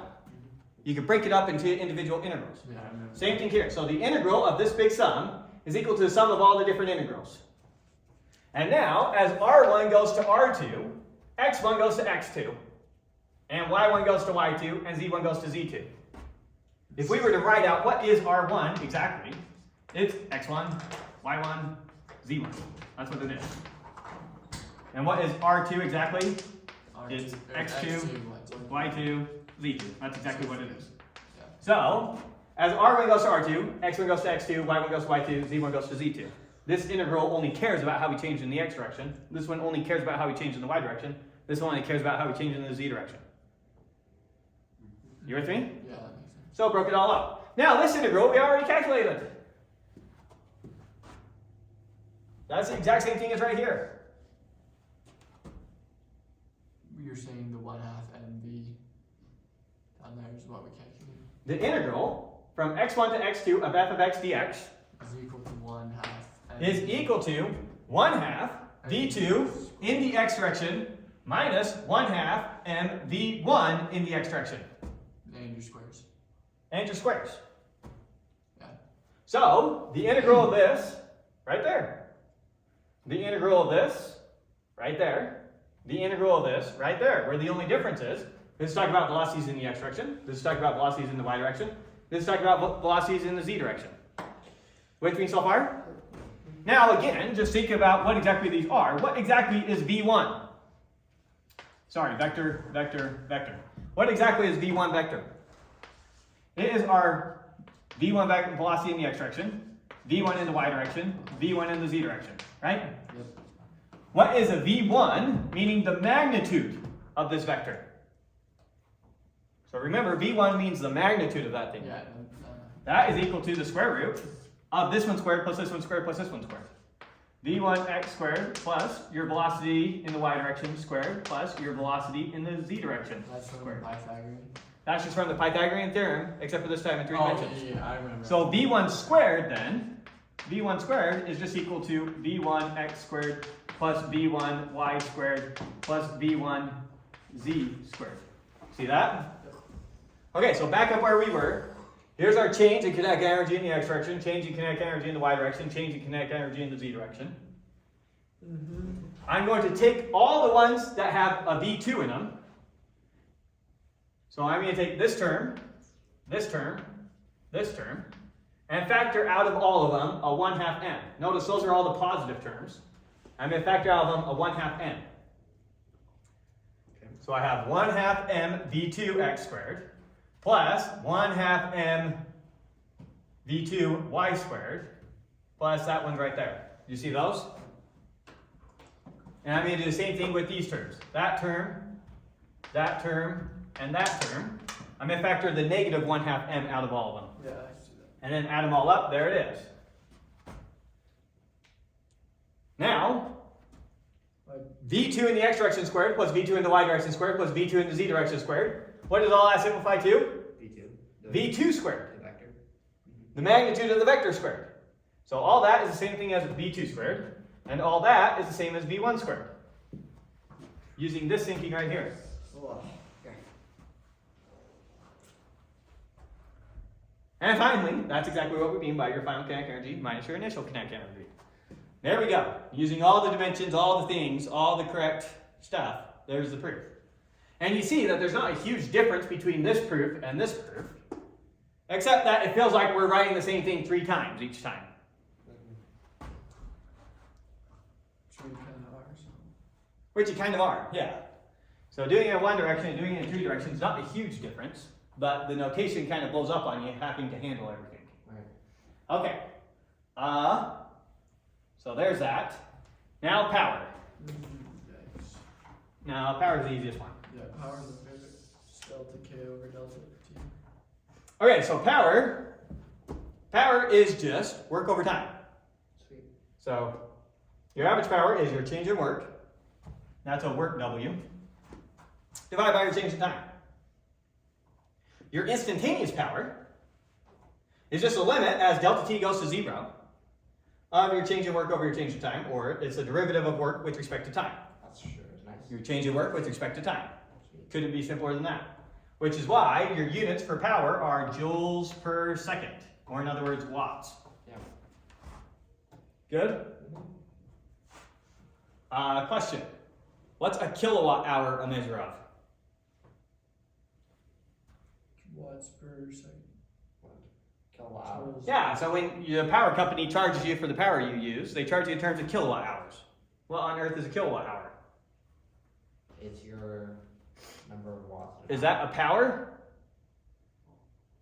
It's an energy. Kilowatt hours, what's a kilowatt? 1,000 watts. 1,000 watts. So you take 1,000 watts and then you multiply it. So that's 1,000 joules per second, and then you multiply it by 1 hour, or 3,600 seconds. Seconds go out, and you're left with 1,000 joules. not 1,000 joules. You need to multiply it by 3,600. But it's in joules. But it's in joules. So there. So a kilowatt hour is a measure of energy, not power. What? Makes no sense. So power, kilowatts, that's power. Kilowatt hours is how they measure your meter at your house, and that's how much energy you use, right? You don't get charged for power, you get charged for energy. Interesting. If I only use 1 joule, but I use it over a trillionth of a second, that's a lot of power. Like a light year being a thing Like a of light year, distance. like a light year is a measure of distance, not a measure of time. Yeah. Yes, similar to that. So kilowatt hours, that's a measure of energy, not power. What the power company cares about is how much energy you use. They don't care about how much power you use, as long as the system can keep up with it. Still kind of struggling to understand the difference. Power is joules per second. It's how much energy you're using per second. Energy is just energy. The power company cares how much energy you use. They don't care how much power you use. Weird. Because if I only use 1 joule of energy, but I use it in a really small amount of time, what's 1 divided by a really, really small number? Really large. A really large number. So you can get high power while using small energy. Like high voltage, kind of? We won't get to voltage, that's next. That would be the class you take after this class, so we'll never get to voltage, but no. All the intuition for voltage is terrible. I'll give you what voltage is like. Voltage is to an electron what height is to this piece of chalk when I let it go. Potential energy. Potential, not potential energy, Just potential. but the potential. Yes, that's what voltage is a potential. Anyways, that's a bit off track. So we talked about power. Okay, definition of power, derivative of work with respect to time. Power. We talk about horsepower. What's 1 horsepower? It's model. It's how much power you can get out of 1 horse. So the way they measured that is they actually had a horse, seeing how much, I think they were measuring how much weight a horse could pull up on a pulley to measure how much power can you get out of a horse. How much work can you get out of it per second? Are you joking or something? No, that's where horsepower came from. And now everything's measured in terms of horsepower. That's so. How much horsepower does a horse have? So a horsepower should have a horse should have 1 horsepower. I think it's a little bit. It's like more 16. Well, every horse is different, so. how do Right. you measure that? And every foot is different. Yeah, there we go. We use feet. Started out with what? The king's foot? Probably. Yeah, it started out with, I don't know the scientist who was doing it, Bob's horse. And whatever Bob's horse could do, that's what we call 1 horsepower. In one instance, generate about 15 horsepower. A horse can. 1 horse can generate 15 horsepower. Yeah. I don't know. Weird. Because you're also talking about horsepower, so he was probably saying, you know, on an average horse, on an average given amount of time, right? You didn't take the horse and have it book it as hard as it could to pull up the coal as fast as it could or whatever they did. Sustained is 1 horsepower. Yeah. Right. That makes sense. That does not make sense. Anyways, there's horsepower for you. Now, another way that we can calculate power is as a dot product of force with velocity. Not as useful a way, but sometimes a useful way. Wait. So power is defined as the derivative of work with respect to time. Right. You can also calculate power as the dot product between the force vector and the velocity vector. You can. Yeah, I'm going to do a quick proof of that. Okay. Okay. Starting out with what is work? It's right here, right? Yeah. So what is dW then? You almost think about that as a derivative. So it's It's just going to be F dotted with dr. Does so- the DR go away when you take derivative? Oh, I guess not. Okay. Now, you can just kind of think about it as undoing the integral. Again, we're being very lazy in our calculus, but the intuition's there. So dW is equal to F dotted with dr. Good? Okay, so power now is dW dt, but dW is F dotted with dr. dt here is just a scalar. I can apply it to whichever vector I want.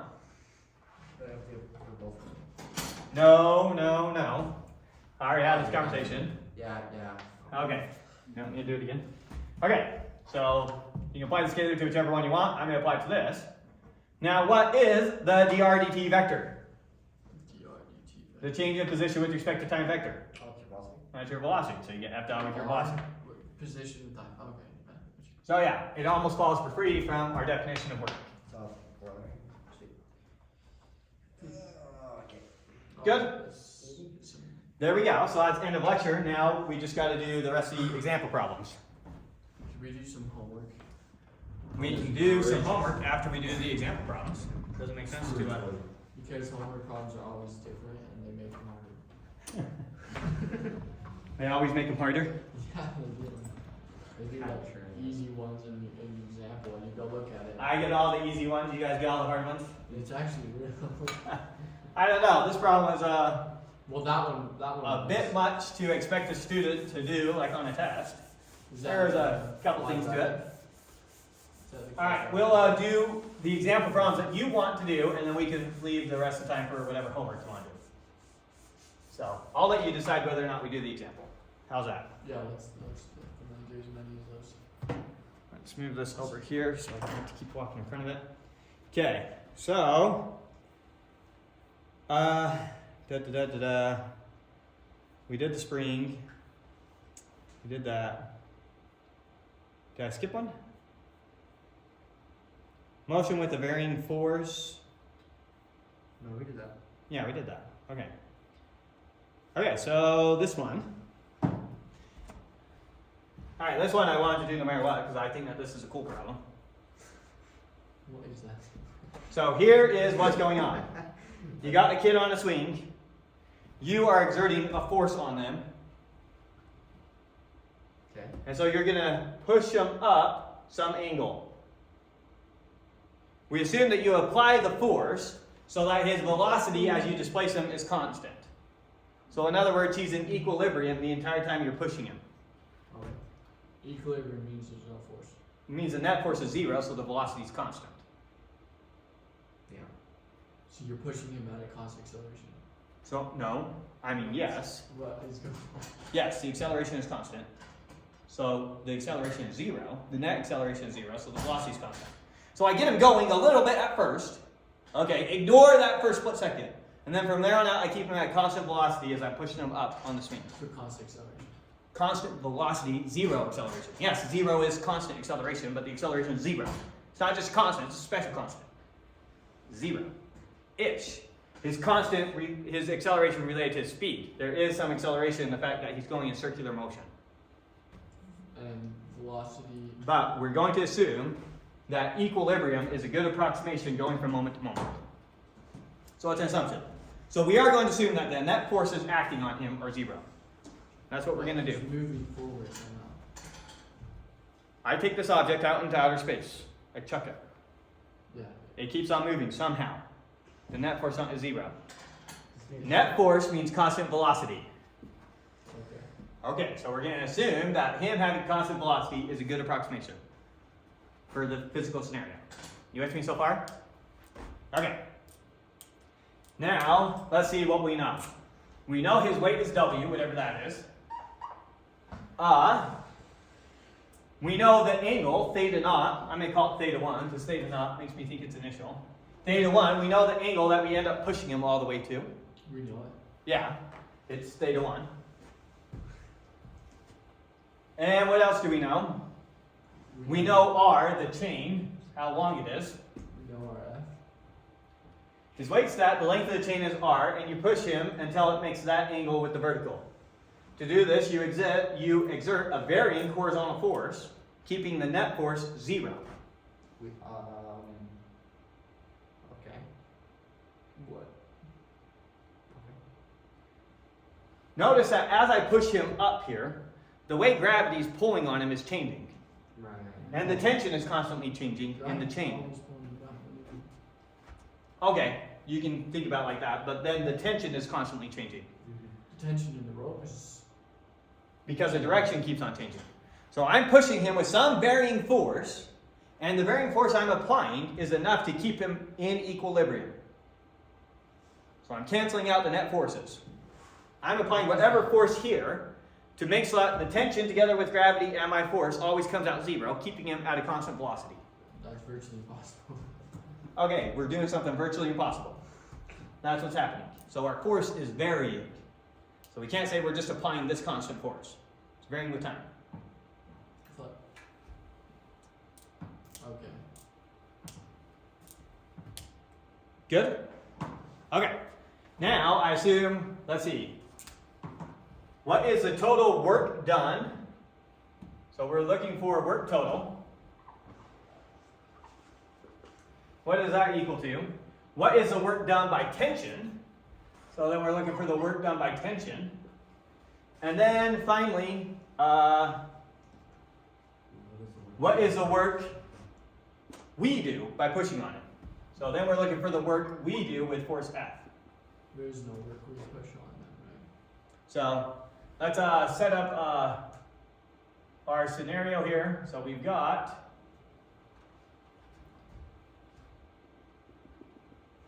I don't know how well I can do that. Here he is. Here's the rope. Some R. This has some mass M. This is when it's displaced some angle theta. We're pushing on it like that. Our free body diagram, we have our force F this way, whatever that is. We have our tension this way, where this angle is going to be that same theta, right? Because our tension's in the same direction as our swing. And then finally we have his weight pulling him down. So here's our free body diagram. Where's your normal force? Oh, is that the tension? This is for, yeah, the tension is going to create the push on him. But we'll think about him and the swing combined together as one particle. Good? Yeah, that makes Okay. So, we have all that. First off, what is the total work being done on him? 0. 0. How do you know that the total work is 0? Because there's no forces. Because we're keeping his velocity constant. The net force is 0. So the net force over any amount of distance, net force being 0 times your displacement 0. is going to be 0. That's one way to think about it. Another way to think about it is if his velocity didn't change, then his final kinetic energy and his initial kinetic energy are the same. And so the work we did on him must be 0. There's another way to think about it. Okay. Now, what is the work done by tension? Tension. Are we using the varying force? Yeah, you can think about it as calculating it this way. Or you can think about it as calculating it this way if you want. If it's cosine of theta. 4 different ways to do it. Okay. What is the angle, always and forever, between tension and the way he's moving? The way he's moving cosine. Think about when you're pushing someone on a swing. When I start pushing him, which way is tension pointing? Straight up. To center. Straight up, right? Yes. Which way am I moving him? Right when I start pushing him. Oh, you were Straight over. Exactly 90 degrees. As I push him further and further, as tension moves, the way they're moving changes. And so it's always a right angle between which way they're moving and tension. Yeah, but some of your force is It doesn't matter. wasted though. Just keep in mind, well, we'll talk about that, but what are we doing? The tension is always at a right angle to the way that they're moving. Right. The tension in the chain of the swing is always perpendicular to the way that the swing is moving. Yeah, that makes sense. And so what is the angle between their displacement and the tension? 90 degrees. 90 degrees. And what's cosine of 90 degrees? 1, 1 or 0. 0. 0. And so the tension in the chain cannot do any work on the kid. Yeah. The displacement is never in the direction of the chain. Otherwise the chain would get loose. Right? Yeah, You never move towards the chain. Right. You're always moving perpendicular to the chain. And so work is a cross product of the force and the displacement direction. Did I say cross product? I meant dot product. Yeah, there is. It's always a dot product of those, which is going to be 0. Yeah. Okay, so the work done by tension, Force is 0. moving and it would be equilibrium. So all the work done on the kid is going to be done by gravity and beam. Yeah, okay. Gravity is going to be doing negative work because I'm pushing the kid up. I'm going to be doing positive work because I'm pushing the kid up. Right. You do more work than The that. positive work I do is going to perfectly cancel out the negative work gravity does.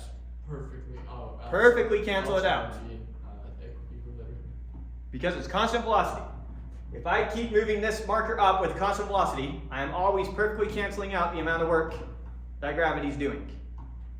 I'm doing positive work on the marker, gravity is doing negative work on the marker. But the marker's going up.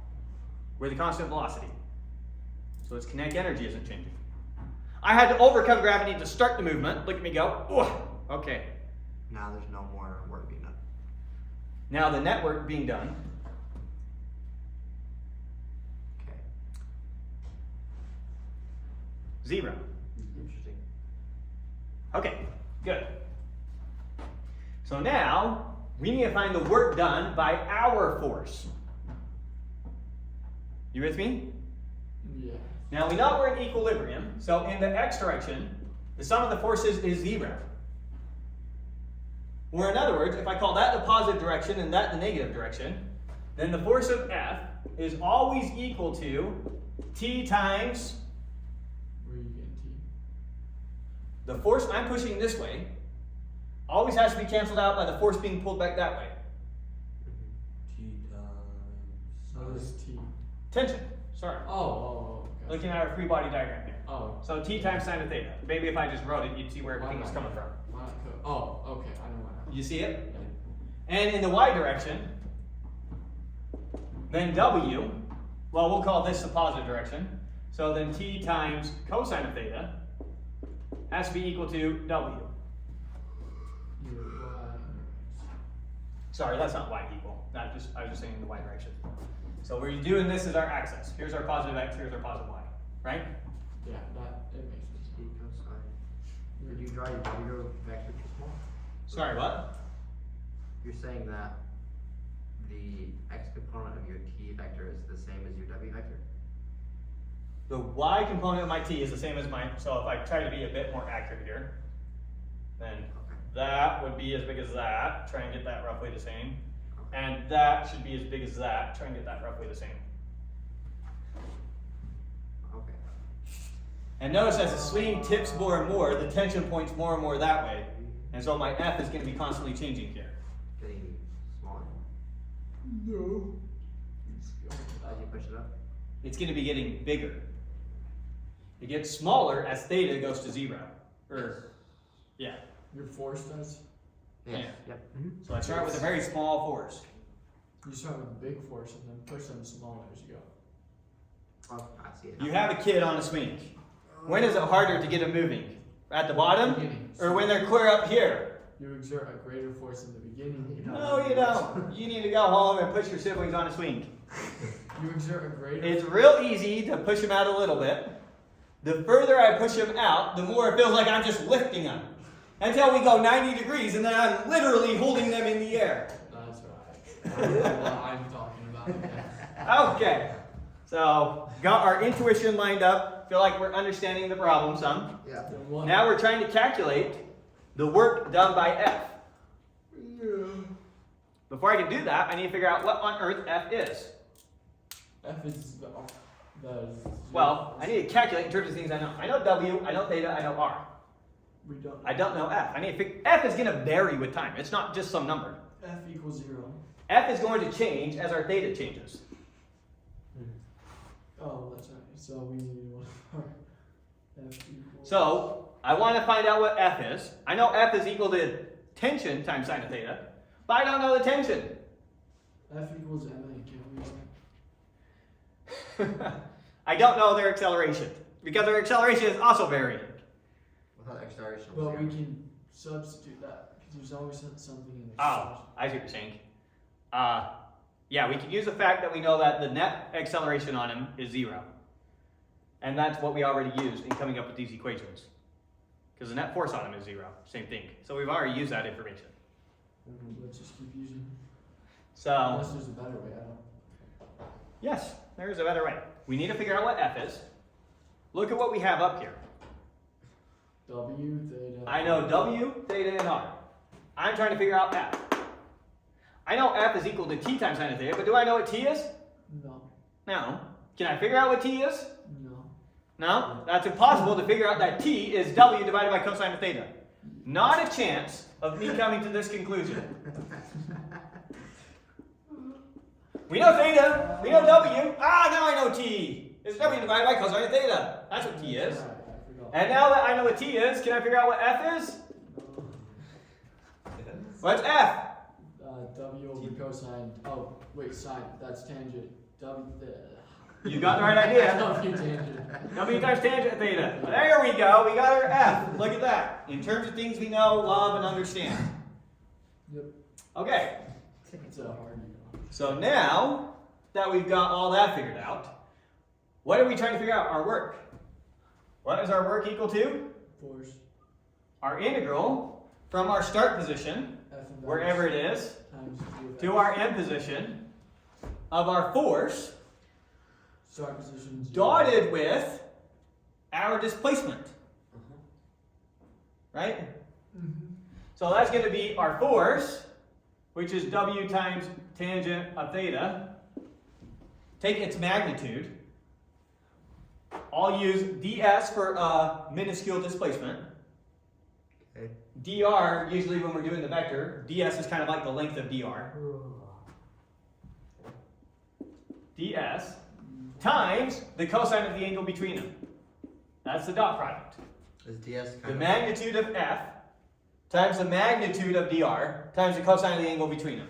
does that ds have like relation to the ds that we used when we did our It's length exactly what we meant in calculus in 2 dimensions. for arc length?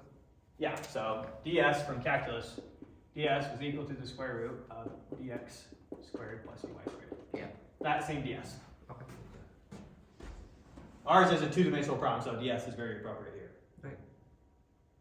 Good? Okay. No. So you're saying ds is dx? ds is a small change right there in 2 Which is dimensions. what dx is. dx is just this way. dy is just this way. ds is using the Pythagorean theorem to calculate what the change is in 2 dimensions. Or in other words, ds is the square root of dx squared plus dy Oh, I squared. remember that. Okay, there we go. It's all coming back to us. Beautiful. Now going back a couple weeks, how is theta related to arc length? Theta It's is s times s. Theta times s equals. in Theta radians. is r times r. Times r. Theta times r, our radius, gives us our arc length. S, yeah. Beautiful. I remember that. Yeah. So, ds then Wait, isn't that theta is equal to r times d theta. Doesn't theta have to be in radians for that? Where did you pull that out? A small change in the arc length is the radius times a small change in Your angle. your angle. Doesn't your angle? Or just differentiate both sides. Does your angle have to be in radians for that to work? Yes, always and forever, angles and radians. I know we do a lot of degrees because that's what the book does, but I wish we did more radians. Okay, so yes, assuming our angle is in radians. Now as R1 varies from R2, well, we'll do that in our next one here. So this is equal to, doing our substitution, the integral of, as R1 is when theta is 0,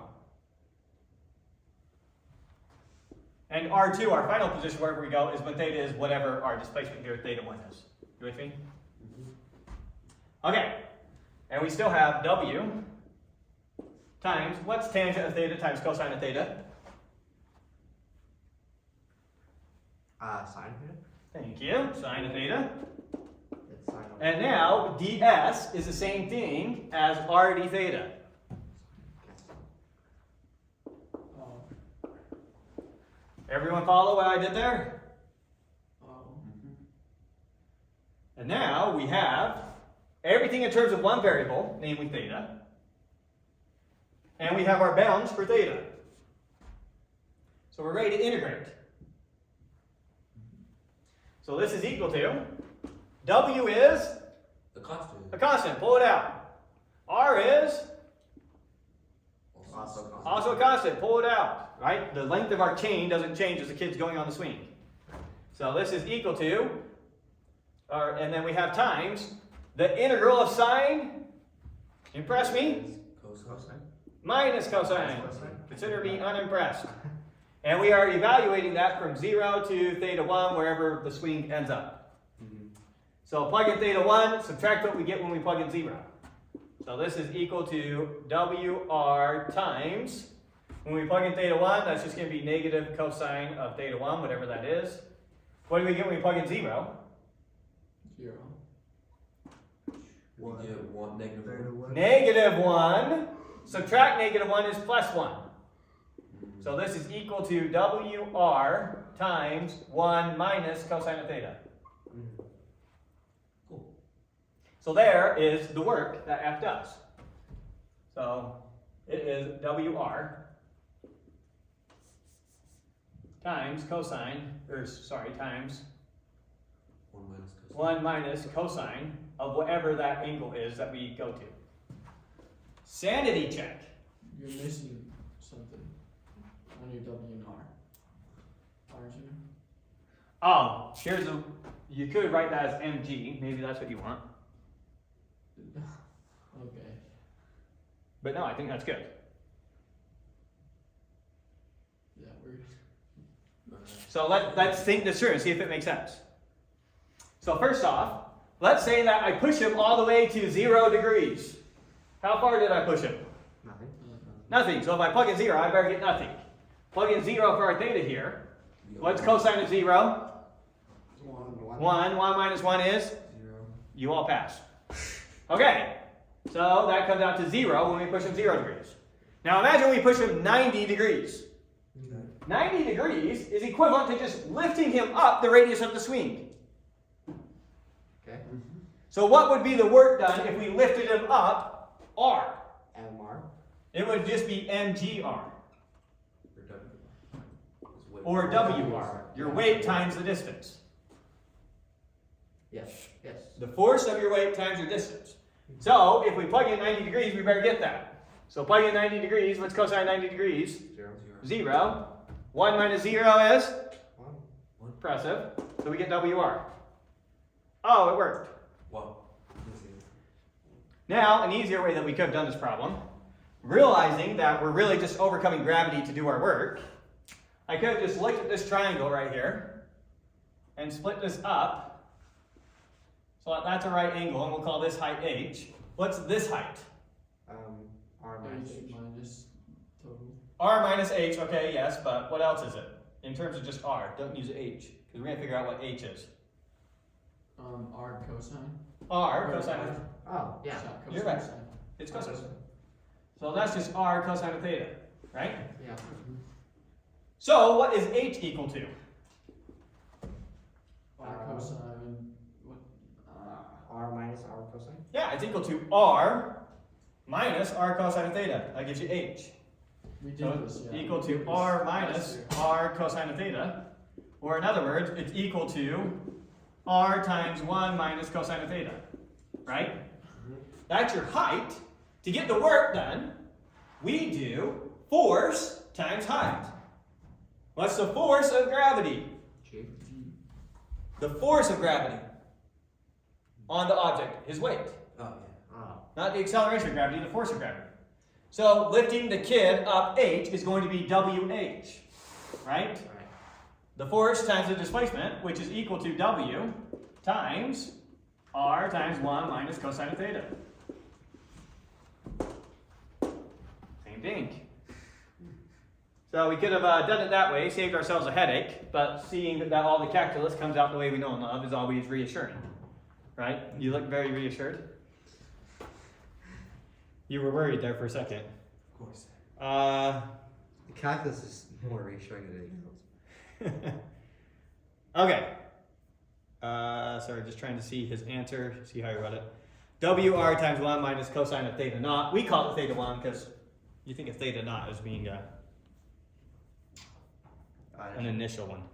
Okay. Once again, decide if you want to do it. We're running pretty low on time. We're running low on time. It's 3:50. No, we're not. We should go overcome. It's 3:50. The next ones will be easy. Now we're just getting to power. It's not 350. So each of the 4 jet engines on an Airbus A380 airliner develops a thrust, forward force on the airliner, of 322,000 newtons. When the airplane is flying 250 meters per second, what horsepower does the engine develop? Can we define horsepower? Horsepower, it's just going to be a conversion factor. Yeah. So here it is. 1 horsepower is the same thing as 746 watts. Why even bother with horsepower? What? So, we have to go to watts. We know that 1 horsepower is equal to 746 46. watts. Okay, that's all we really need to know to do this problem. So, let's do it again. Our force is this, 3,220 newtons. And our velocity is 250 meters per second. So our power is equal to our dot product of, where did I write it? Our dot product of our force and our velocity. Okay. So force times velocity times the angle between them. In this case, the angle between them is 0. Cosine of 0 is 1. So it's just going to be force times velocity. So our power is force times velocity, so it's going to be 322,000 newtons times 250.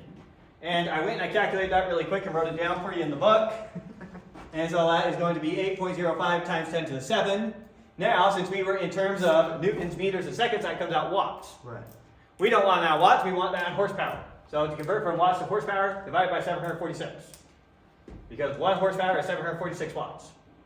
So you got 108,000 horsepower? That's what I got. What'd you guys get? Okay, so nice and easy power problem, right? That's fair enough. So there we have 2 definitions of power and 4 definitions of work. No, you have one definition of power. One definition of power is the derivative of work with respect to that's time. It happens to be the case, I proved to you, that that's also this. You're welcome. We have one definition of work. Here it is. yeah, right. Okay. But those other ones you can use in simpler cases. If you're in one dimension and your force is varying, you can use that one. If you're in one dimension and your force isn't varying, you can use that one. If you're in 2 dimensions and your force isn't varying, you can use this one. But it's all just special cases of that. Is that defined in the book? I don't know. I don't think so because they're afraid of the full thing. Okay, next one. A 50 kilogram marathon runner runs up some stairs.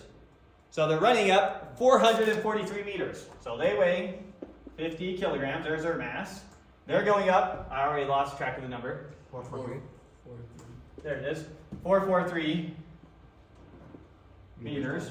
So how much work do they have to do to lift themselves all the way up there? Work is which definition? Work, this is nice and simple. They're just going up fighting gravity. So they need to do their weight over that many meters. So they need to just do mgh. Where did you grab that The force from? Force It's equals their weight. mass times times displacement. times where H is the height. that is okay. Okay, force times displacement. Easiest version we could possibly get. Okay, that's good. So the total amount of work done then is equal to, 50 times 9.81 minus or they gotta times- have it somewhere up here. Okay, mgh right here, they say it comes out to 2.17 times 10 to the 5 joules. Okay, but they gave us a time. She did that, or he did that, whoever it is, did that in 15 minutes.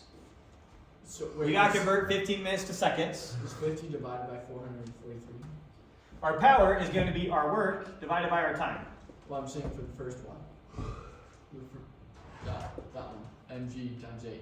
H is 50. mgh, h was 443. Just 4. Oh, duh. Okay. Yeah. Okay, so now their power is going to be that number, mgh, whatever it came out to, divided by the time. But we need our time to be in seconds. So they gave us 15 minutes. What's 15 minutes in seconds? 15 times 60. 15 times 60, which is 900. 900? You're doing 1.5 of 60. So 1.5 of 60 is 900. Where did you get what? 1.5. Sorry, that's just the way I thought about it. That's a great way. Okay. So 1.5 of 60 gives you 90, then carry the 0 gives you up to your 900. So divide by the 900 seconds there. So you take that, you divide by 900 seconds, and that tells you how many watts they give you. 241 and then 51 horsepower for whatever reason, or kilowatts for whatever reason. Those are simple conversions. Just divide by 1,000. Oh, it's just 1,000. Yeah. 1 kilowatt is 1,000 watts. Okay, that's it. Wow, what an easy section. That was not easy. That was not. What an easy That was section. terrible. You got easy homework and you got an easy test next week. Study hard, it's gonna kill you. How many questions What on are we studying? As many as I write.